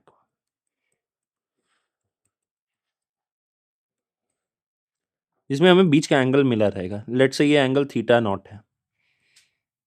हम क्या करेंगे, हम इसे हाफ पार्ट में डिवाइड करेंगे। यहां से हम थीटा एंगल मूव करेंगे और उसके बाद एक एलिमेंट बहुत छोटा सा लेंगे जिसका एंगल होगा डी थीटा। इसका रेडियस आर होगा, तो इस आर्क लेंथ का हमें, इस छोटे से आर्क एलिमेंट का लेंथ हमें मिल जाएगा आर डी थीटा। इसके लिए इंटीग्रेशन कहाँ से करना होगा, क्योंकि हमने एक वर्टिकल लाइन बनाई है बीच से एंड उसके बाद हमने एलिमेंट लिया है, तो हमें ये बीच का एंगल जो है थीटा नॉट, ये हाफ में डिवाइड हो गया। तो हमारा जो इसमें लिमिट रहेगा वो रहेगा integration from minus theta naught by two to theta naught by two. हो सकता है कि जब हमें क्वेश्चन मिले पहले से ये वर्टिकल लाइन अवेलेबल हो, क्वेश्चन में ही दिया रहे, तो हमें और वर्टिकल लाइन के इस साइड का एंगल ही कुछ दिया रहे, तो उस एंगल को माइनस से लेके पॉजिटिव तक हम जाएंगे। बट अगर हमें सिर्फ बीच का एंगल दिया हुआ है तो हम ये लिमिट्स डालेंगे। हाँ, ऊपर में भी लिमिट्स की अगर बात करें तो इसका लिमिट रहेगा 0 टू L। अब हमारा जो अगला पार्ट है वो है एक circular disc. 2D circular disc ले रहे हैं। इसमें क्या होगा, सबसे पहले हम एक सर्कल लेते हैं। अच्छा, वैसे इसमें एक और चीज ऊपर वाले कंडीशन में आर्क में देख सकते हैं। अगर हमें एक क्वार्टर सर्कुलर आर्क लेना है तो उसका तरीका हो जाएगा क्या, theta naught is equal to 90 degree. अगर एक सेमी सर्कुलर आर्क लेना है तो theta naught is equal to 180 degree. और सर्कुलर आर्क लेना, सर्कुलर आर्क तो होगा ही नहीं, वो टोटल सर्कल होगा, तो उसका तरीका सिंपल है, उसमें सेंटर में पड़ जाएगा, उसका तो कोई फिर कंडीशन ही नहीं है। अब हम लेंगे एक यहाँ पे डिस्क। डिस्क में क्या करते हैं, एक सर्कुलर एलिमेंट लेते हैं। अगर इसका टोटल का डिस्क का रेडियस r है, हम x डिस्टेंस पे जाके एक dx थिकनेस का एलिमेंट लेते हैं और उससे फिर हम सॉल्व करते हैं। इस एलिमेंट का हमें अगर देखें तो ये ऐसा रहता है, रिंग जैसा फॉर्म करता है। इसका एरिया कितना होगा, अगर इस रिंग को हम लोग खोल दें तो ये सिंपल एक रॉड की तरह बन जाएगा, है ना, जिसका लेंथ क्या होगा इसके पेरीमीटर बराबर 2 पाई इंटू आर, नहीं सॉरी एक्स रहेगा, 2 पाई इंटू एक्स और थिकनेस हो जाएगा dx। तो 2 पाई एक्स डी एक्स।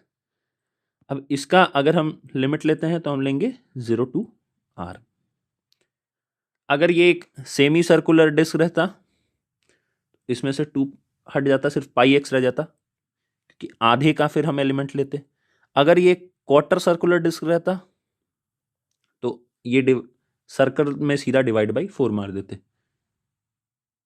क्योंकि जो क्वार्टर सर्कुलर डिस्क होता है वो 1/4 होता है एरिया में। अगला हम एलिमेंट देखते हैं, वो है हमारा हेमिस्फेयर।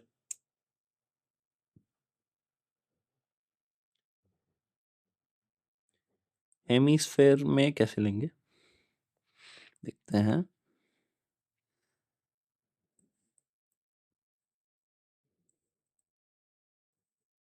ये मान लीजिए हमारा हेमिस्फेयर है जिसका रेडियस आर है।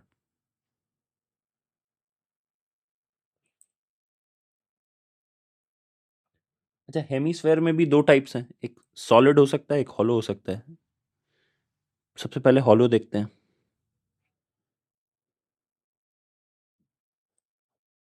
है ना। हॉलो में क्या करेंगे हम, हॉलो और सॉलिड क्या फर्क है। हॉलो सिंपल जानते हैं, कटोरा रख दें,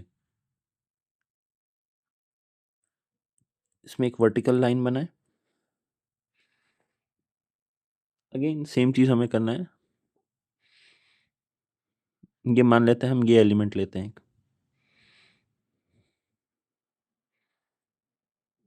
है ना। वर्टिकल से एक एंगल थीटा बनाते हैं और यहाँ पे एक डी थीटा एंगल पे एलिमेंट लेते हैं। इस पार्ट का लेंथ अगेन जैसे हमने डिस्क में देखा था आर डी थीटा हो जाएगा, है ना।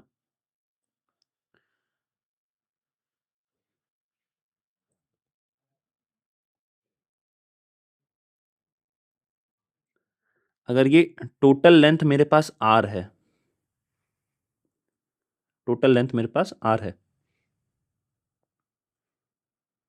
तो हमें इसका लेंथ अगर निकालना होगा तो ये हमारे लिए हो जाएगा R cos theta. Let's see ये रिंग, इस रिंग को हम बड़ा करके देख रहे हैं यहाँ पे। तो बेसिकली इसका रेडियस क्या होगा, हम यहाँ पे इसका रेडियस निकाल रहे हैं, है ना। अगर ये थीटा है, ये एंगल नीचे, तो ये वाला एंगल भी थीटा हो जाएगा। तो इस रिंग का रेडियस क्या हो जाएगा, आर कॉस थीटा, यानी कि आर कॉस थीटा।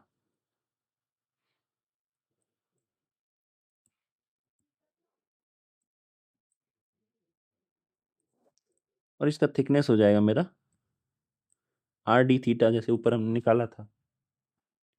अब अगर इसका हम रेडियस लें, मतलब इसका अगर हम स्मॉल एरिया निकालें, मतलब डी ए जैसे अगर हम लेते हैं, तो वो हमारे लिए क्या आ जाएगा, 2 pi r cos theta into r d theta. ये हमारा एलिमेंट हो जाएगा। लिमिट कहाँ से लगाना है, अब चूंकि हम थीटा पे लगा रहे हैं, थीटा कहाँ से कहाँ तक जाएगा। देखिए यहाँ पे थीटा 0 है, इस पॉइंट पे थीटा 90 है, तो लिमिट विल बी 0 टू पाई/2। अगर वहीं पे एक सॉलिड हेमिस्फेयर हो जाए, सॉलिड क्या, कटोरे को भर दीजिए पूरा,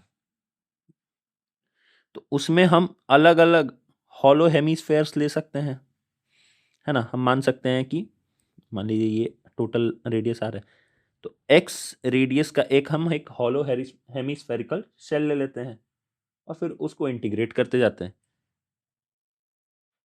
सिंपल। अब इसको आप कैलकुलेट करके वॉल्यूम निकाल सकते हैं ऊपर वाले को, जो उसका वॉल्यूम आ जाएगा शेल का, है ना, वही इसका एलिमेंट हो जाएगा।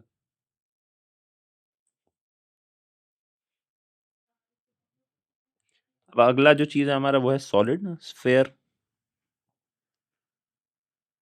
सॉलिड स्फेयर सिंपल है, जैसे हम लोग सर्कल लेते हैं, सर्कल को ही हम 3D में डाल देंगे। अगर ये एक मेरा सॉलिड स्फेयर है तो उसमें एक स्फेरिकल शेल का हम पार्ट लेते हैं, लेट्स से x डिस्टेंस पे, है ना, x डिस्टेंस पे dx, टोटल रेडियस इसका कैपिटल R लेट से। अब इसका सरफेस एरिया क्या होता है, शेल कैसा होगा मेरा, एक जैसे हम नॉर्मल क्रिकेट वगैरह में बॉल से भी खेलते हैं उस टाइप का शेल होगा, है ना।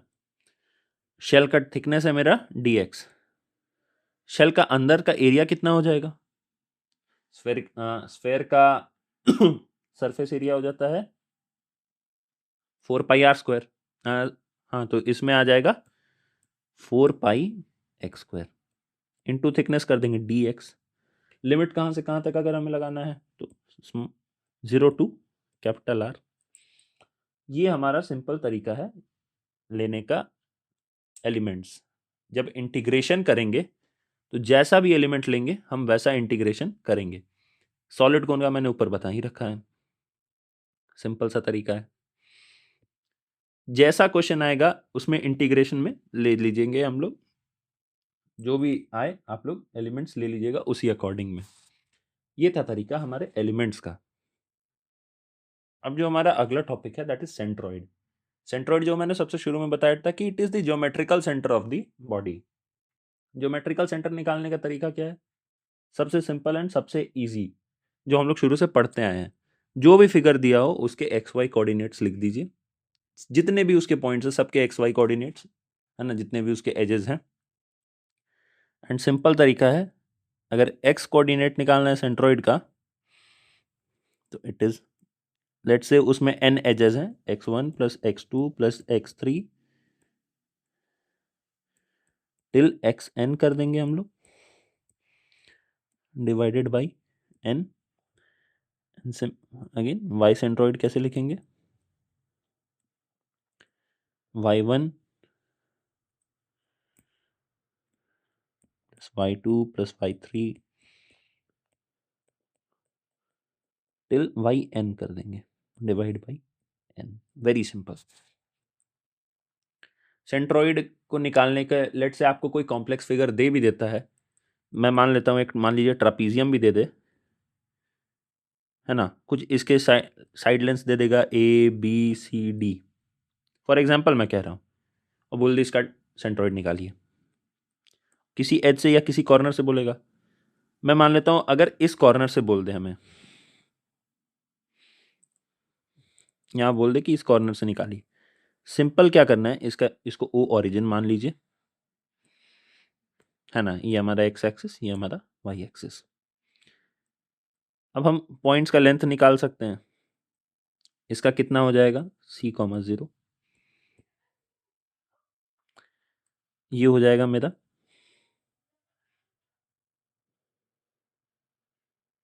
0,B।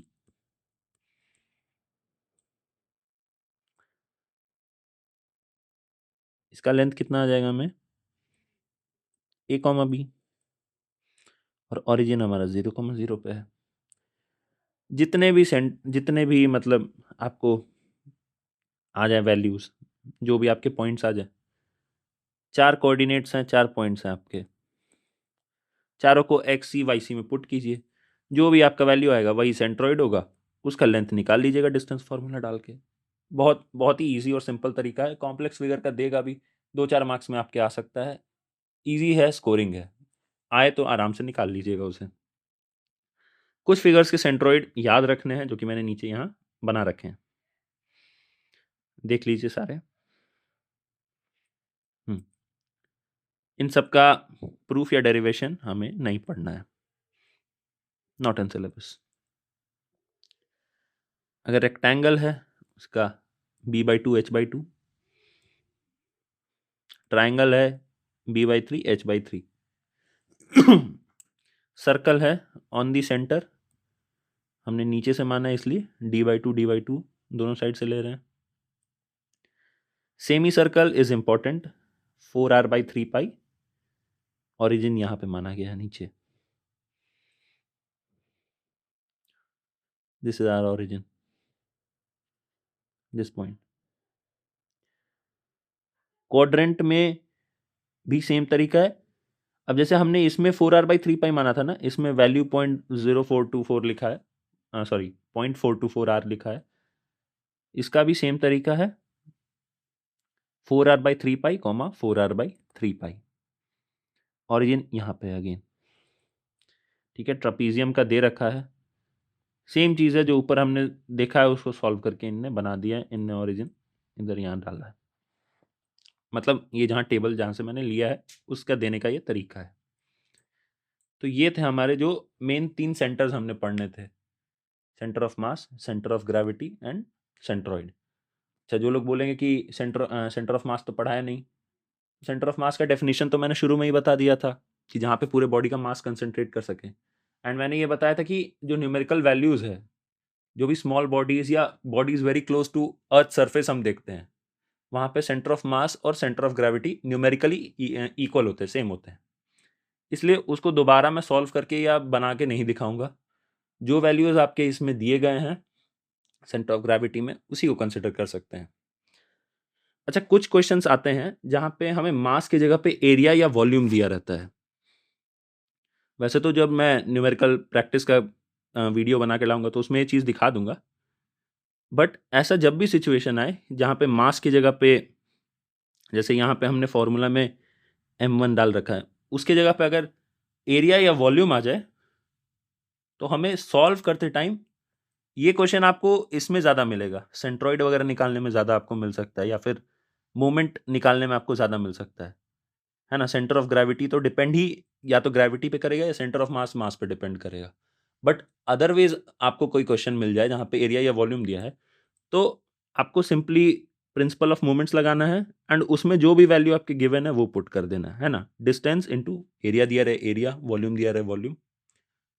ये अप्रोच सिर्फ क्वेश्चन प्रैक्टिस में लगाना है, थ्योरी में इस चीज को, इस बात को लिखना नहीं है, क्योंकि फिर वहां पे इस चीज का सेंस तब बनता है जब हम समझा दें ये क्यों है ना।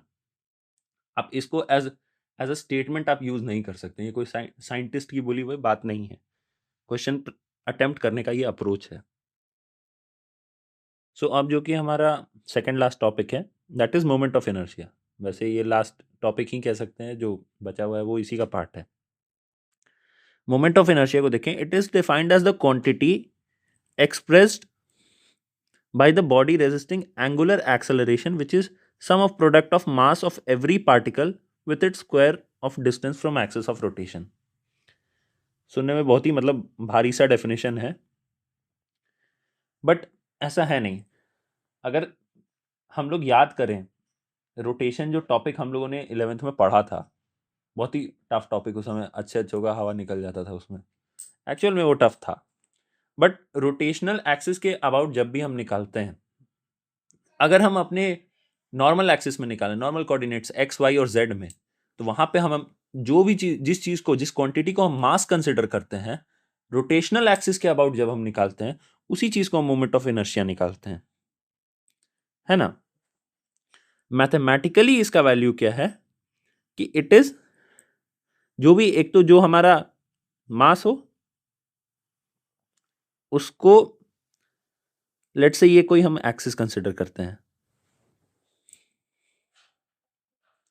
कोई हमारा यूनिफॉर्म बॉडी है, या मतलब लेट्स से ये कोई मास है, ये हमारा एक्सिस ऑफ रोटेशन है, इसका ये डिस्टेंस मान लेते हैं d है और मास m है, तो मोमेंट ऑफ इनर्शिया जो हम I निकालेंगे that will be equals to m into D squared. वही इस चीज को यहां लिख रखा है, resisting angular acceleration which is sum of product of mass of every particle with it square of distance from axis of rotation. यानी कि हम किसी एक्सिस के अबाउट अगर रोटेट कर रहे हैं तो जो उसको रेजिस्ट करें, अगर हम याद करें न्यूटन्स फर्स्ट लॉ में भी हम देखते थे कि कोई बॉडी अगर मोशन रेजिस्ट करता था तो उसके कारण उसको हम इनर्शिया गिनते थे, है ना। और फिर वो कोई भी मास ही होता था, एक्चुअल में मास के ही कारण होता था। उसी तरीके से जब अगर कोई बॉडी रोटेशन रेजिस्ट कर रहा है तो it is moment of inertia. और अगर कोई कॉन्टिन्यूअस बॉडी है मेरे पास, तो उसके एक्सिस ऑफ रोटेशन से इंडिविजुअल मासेस के प्रोडक्ट जो निकालते हैं, डिस्टेंस का स्क्वायर इनटू मास, उसको सम कर देंगे। यानी m1d1 square plus m2d2 square plus m3d3 square, वो उस बॉडी का टोटल मोमेंट ऑफ इनर्शिया हो जाएगा। इसी को लिखा गया है यहाँ पे इस स्टेटमेंट में। It can be described as quantity that decides amount of torque needed for a specific angular acceleration in rotational axis। तो टॉर्क क्या होता है? टॉर्क जैसे वहां फोर्स हम अपने नॉर्मल जब हम पढ़ते हैं एनएलएम में, तो जो हम फोर्स कंसिडर करते थे रोटेशन में, उसी को हम टॉर्क कंसिडर करते हैं। जैसे वहां मास एंड फोर्स था, यहाँ पे moment of inertia and torque है। Moment of inertia is also known as angular mass और रोटेशनल इनर्शिया। मतलब एंगुलर मास क्यों कहते हैं? क्योंकि एक एंगल पे ही तो हम मूव कर रहे हैं बॉडी को, रोटेशन हो रहा है। या फिर रोटेशनल इनर्शिया, सिंपल, ऐसा unit is KG into metre square. Moment of inertia is usually specified with respect to a chosen axis of rotation. It mainly depends on distribution of mass around an axis of rotation. ठीक है? Moment of inertia depends on the following factors: density of the material, shape and size of the body, and axis of rotation. Shape and size पे भी matter करेगा, density पे भी। Density से मास हमें अलग अलग मिलेगा। शेप एंड साइज पे कैसे मैटर करेगा वो आगे हम सॉल्व करेंगे, वहां दिखाएंगे। एंड एक्सिस ऑफ रोटेशन, मतलब किस एक्सिस के अबाउट घूमने वाला है। देखिए यहां पे भी लिखा हुआ है, cumulative product of area and square of its distance from an axis is called the moment of inertia of section about that axis. ये इसका मैथमेटिकल डेफिनेशन है।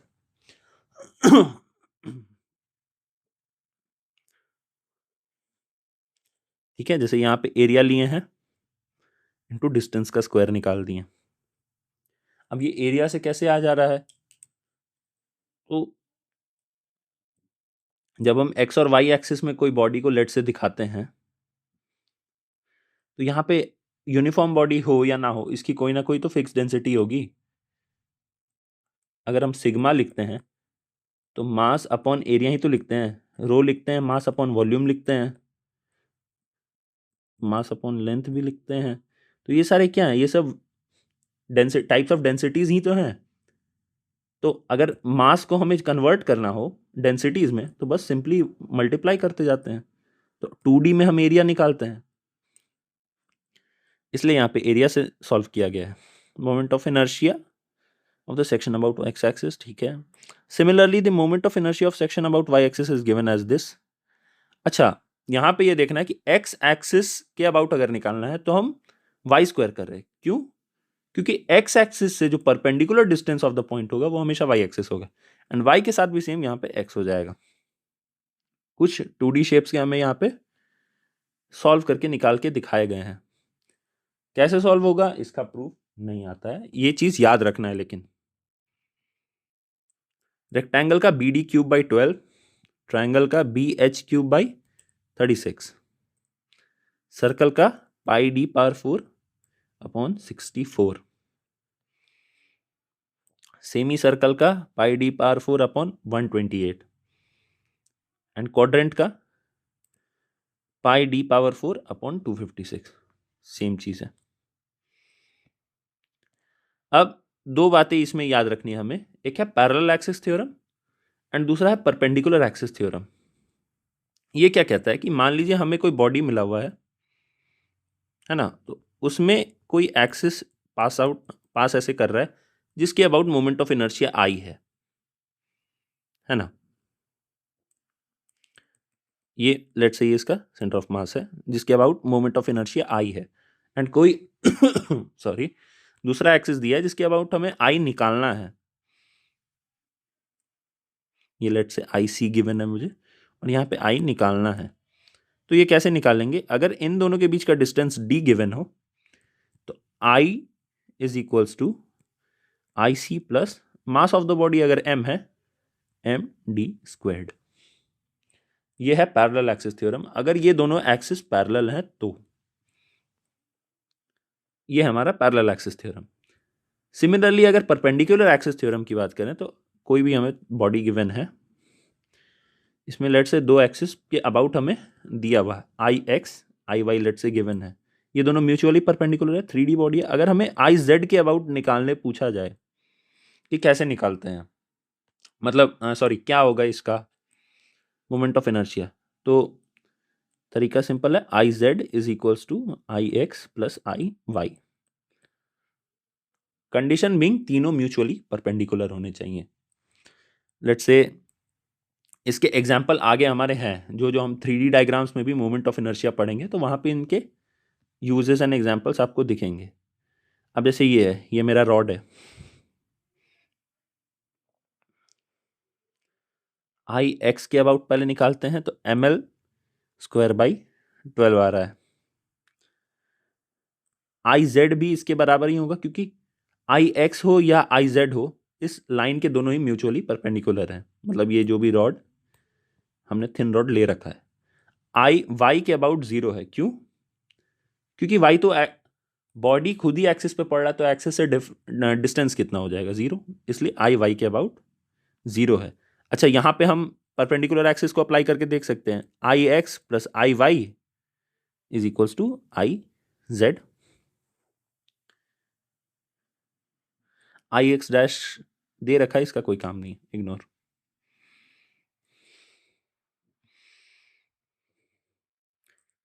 अगेन इसमें भी हम देख सकते हैं, आई एक्स के अबाउट अगर निकालें एम बी स्क्वायर बाई 12 होगा। बी क्या है हमारा? एक्स एक्सिस से डिस्टेंस, बी बाई 2 ऊपर एंड बी बाई 2 नीचे। आई वाई अगर निकालते हैं तो ए हमारा a by 2 this side and a by 2 this side है, तो वाई के about m a square by 12 होगा। आई जेड निकालने में अगेन सम कर दिया इन्होंने। ये सारे वैल्यूज का डेरिवेशन काम का नहीं है, आएगा भी नहीं ना, पढ़ना है। प्लस ये क्या कहते हैं, वैल्यूज आपको याद रहना जरूरी है। लेकिन थर्ड जो हमारा है, semi circular sorry circular disc. Disc में एक्स एक्सिस के अबाउट अगर देखें तो एम आर स्क्वायर बाई 4 होगा। वाई एक्सिस के अबाउट देखें तो भी सेम ही होगा, क्योंकि हमने बस डिस्क को रोटेट कर दिया एक डायरेक्शन में, तो एक्स और वाई में कोई बड़ा फर्क नहीं है, दोनों ही सेम प्लेन में पड़ रहे हैं तो सेम आएगा। जेड का अगेन परपेंडिकुलर एक्सिस थ्योरम लगा दिए। इसमें देख सकते हैं I x and I Z दिया हुआ है, आई वाई निकालना है, सम कर दीजिए दोनों को, है ना, वेरी सिंपल। ये एक रेक्टेंगुलर बॉक्स, क्यूबॉइडल बॉक्स है, सॉरी सिलेंडर। सिलेंडर में भी आई एक्स एंड आई जेड दिए हुए। सॉरी सॉरी, मैंने पीछे भी एक जगह बोल दिया, इसमें वाई निकालने को मैंने बोल दिया, वाई की इसमें ज़रूरत ही नहीं है, क्योंकि बॉक्स खुद ही वाई एक्सिस पे है, और इसमें भी सिलेंडर खुद ही वाई एक्सिस पे है, तो ऑन दी एक्सिस पे तो एक्सिस का डिस्टेंस आप क्या निकालिएगा? ये हो जाएगा मेरा स्फेयर। स्फेयर का, स्फेयर में भी सेम है, I x I y I z किसी डायरेक्शन में निकाले, it is 2/5 mr squared. Cone, cone का अगर हम देखते हैं तो वाई एक्सिस पे ये है, आई एक्स हो जाएगा 3/80 m into 4r square plus H square, and I Z is 3/10 mr square. इसमें से बहुत लोगों को ये डाउट हो सकता है कि कौन कौन से वैल्यूज याद रखें, कौन से नहीं रखें। तो सिंपल सा एक बात है कि जितने आपसे याद होए उतना बढ़िया। 2D फिगर्स वाले सारे ट्राई करिए कि याद हो जाएं, 2D वाले तो सारे ही याद कर लीजिए। 3D में जो सिंपल फिगर्स लग रहे हैं, रॉड हो गया, रेक्टेंगुलर प्लेट हो गया, सर्कुलर डिस्क हो गई, ये सारी इजी वैल्यूज हैं। ये सब थोड़े टफ वैल्यूज में आ जाते हैं, याद होए तो ठीक है, नहीं तो कोई दिक्कत नहीं है उससे। अब हम आते हैं अपने लास्ट टॉपिक पे, that is radius of gyration. Sorry, radius of gyration क्या कहता है कि अगर हमारे पास कोई कॉम्पोजिट बॉडी है जिसमें बहुत सारे इंडिविजुअल पॉइंट मासेस हमने देख रखे हैं कि हैं, वहां पे हम क्या करते हैं कि मान लेते हैं, लेट्स से ये कोई मेरी बॉडी है, इसमें बहुत सारे मासेस हैं, m1 m2 m3, ये मैंने कोई एक्सिस मान ली। मैं कहता हूं यहाँ पे एक कैपिटल M इसका अगर नेट मास है, इस मास को हम इस एक्सिस से किस पॉइंट पे रखें और रेडियस यहां से R हो जाए, ताकि इसका जो सारे पॉइंट मासेस का समेशन आए वो इसके बराबर रहे, है ना। तो मोमेंट जो आए इस रेडियस के बराबर हो जाए।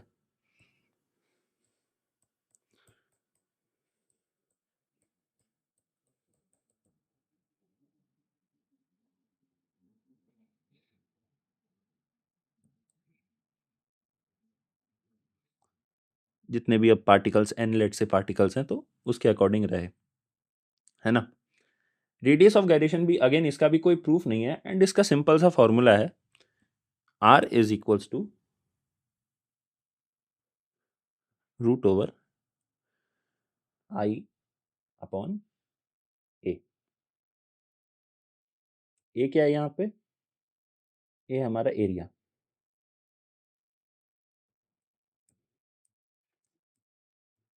आई अपॉन ए।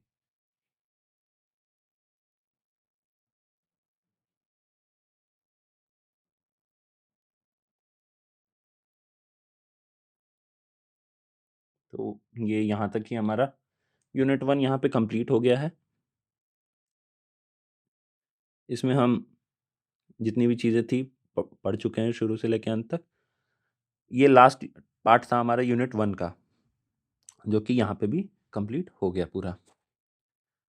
प्रैक्टिस सेशन मैं इसके लिए लाऊंगा अलग से, मैं प्रीवियस ईयर क्वेश्चंस सारे सॉल्व कराऊंगा पिछले 2 साल के। 2 साल तो पूरे ही मान लीजिए आपके, एंड टर्म के भी, और ट्राई करूंगा मिड टर्म के भी लाऊं। कोई इंपॉर्टेंट टॉपिक होगा आपको, अगर कोई अगर ऐसा लग रहा है कि क्या क्या ज़रूरी है, तो मैं ये बात बता दूंगा कि मिड सेम में या एंड सेम में क्या क्या पढ़ के जाना है, वो भी मैं आपके एग्जाम के पहले डलवा दूंगा कहीं ना कहीं किसी वीडियो के डिस्क्रिप्शन या पार्ट में। या फिर ऐसा भी कर सकते हैं कि एक मैं वीडियो बना दूंगा कि कैसे पढ़ना है टोटल टॉपिक्स को, जैसा भी रहेगा, बट बता दूंगा आपके लिए एग्जाम पॉइंट ऑफ व्यू से क्या क्या चीज़ ज़रूरी है। एंड क्वेश्चन प्रैक्टिस का मैं अलग सेशन ले आऊँगा। अगर आप लोगों को कहीं लगे कि इसको कैसे प्रैक्टिस करना है, तो टॉपिक्स कोई नए नहीं हैं, पुरानी किताबें उठाइए, जेई के भी क्वेश्चन मेंस के भी अच्छे हैं, इसके लिए कोई ज़्यादा दिक्कत नहीं है। कॉलेज एग्जाम में बहुत टफ क्वेश्चन नहीं आने वाले हैं, कॉलेज के अपने पीवाईक्यू ही बहुत हैं। बहुत आपके प्रोफेसर अभी अगर कोई अलग से कुछ सॉल्व करा दे तो उसे ही पढ़ लीजिए, इसमें कोई एक्स्ट्रा एफर्ट डालने की ज़रूरत नहीं है। Thank you.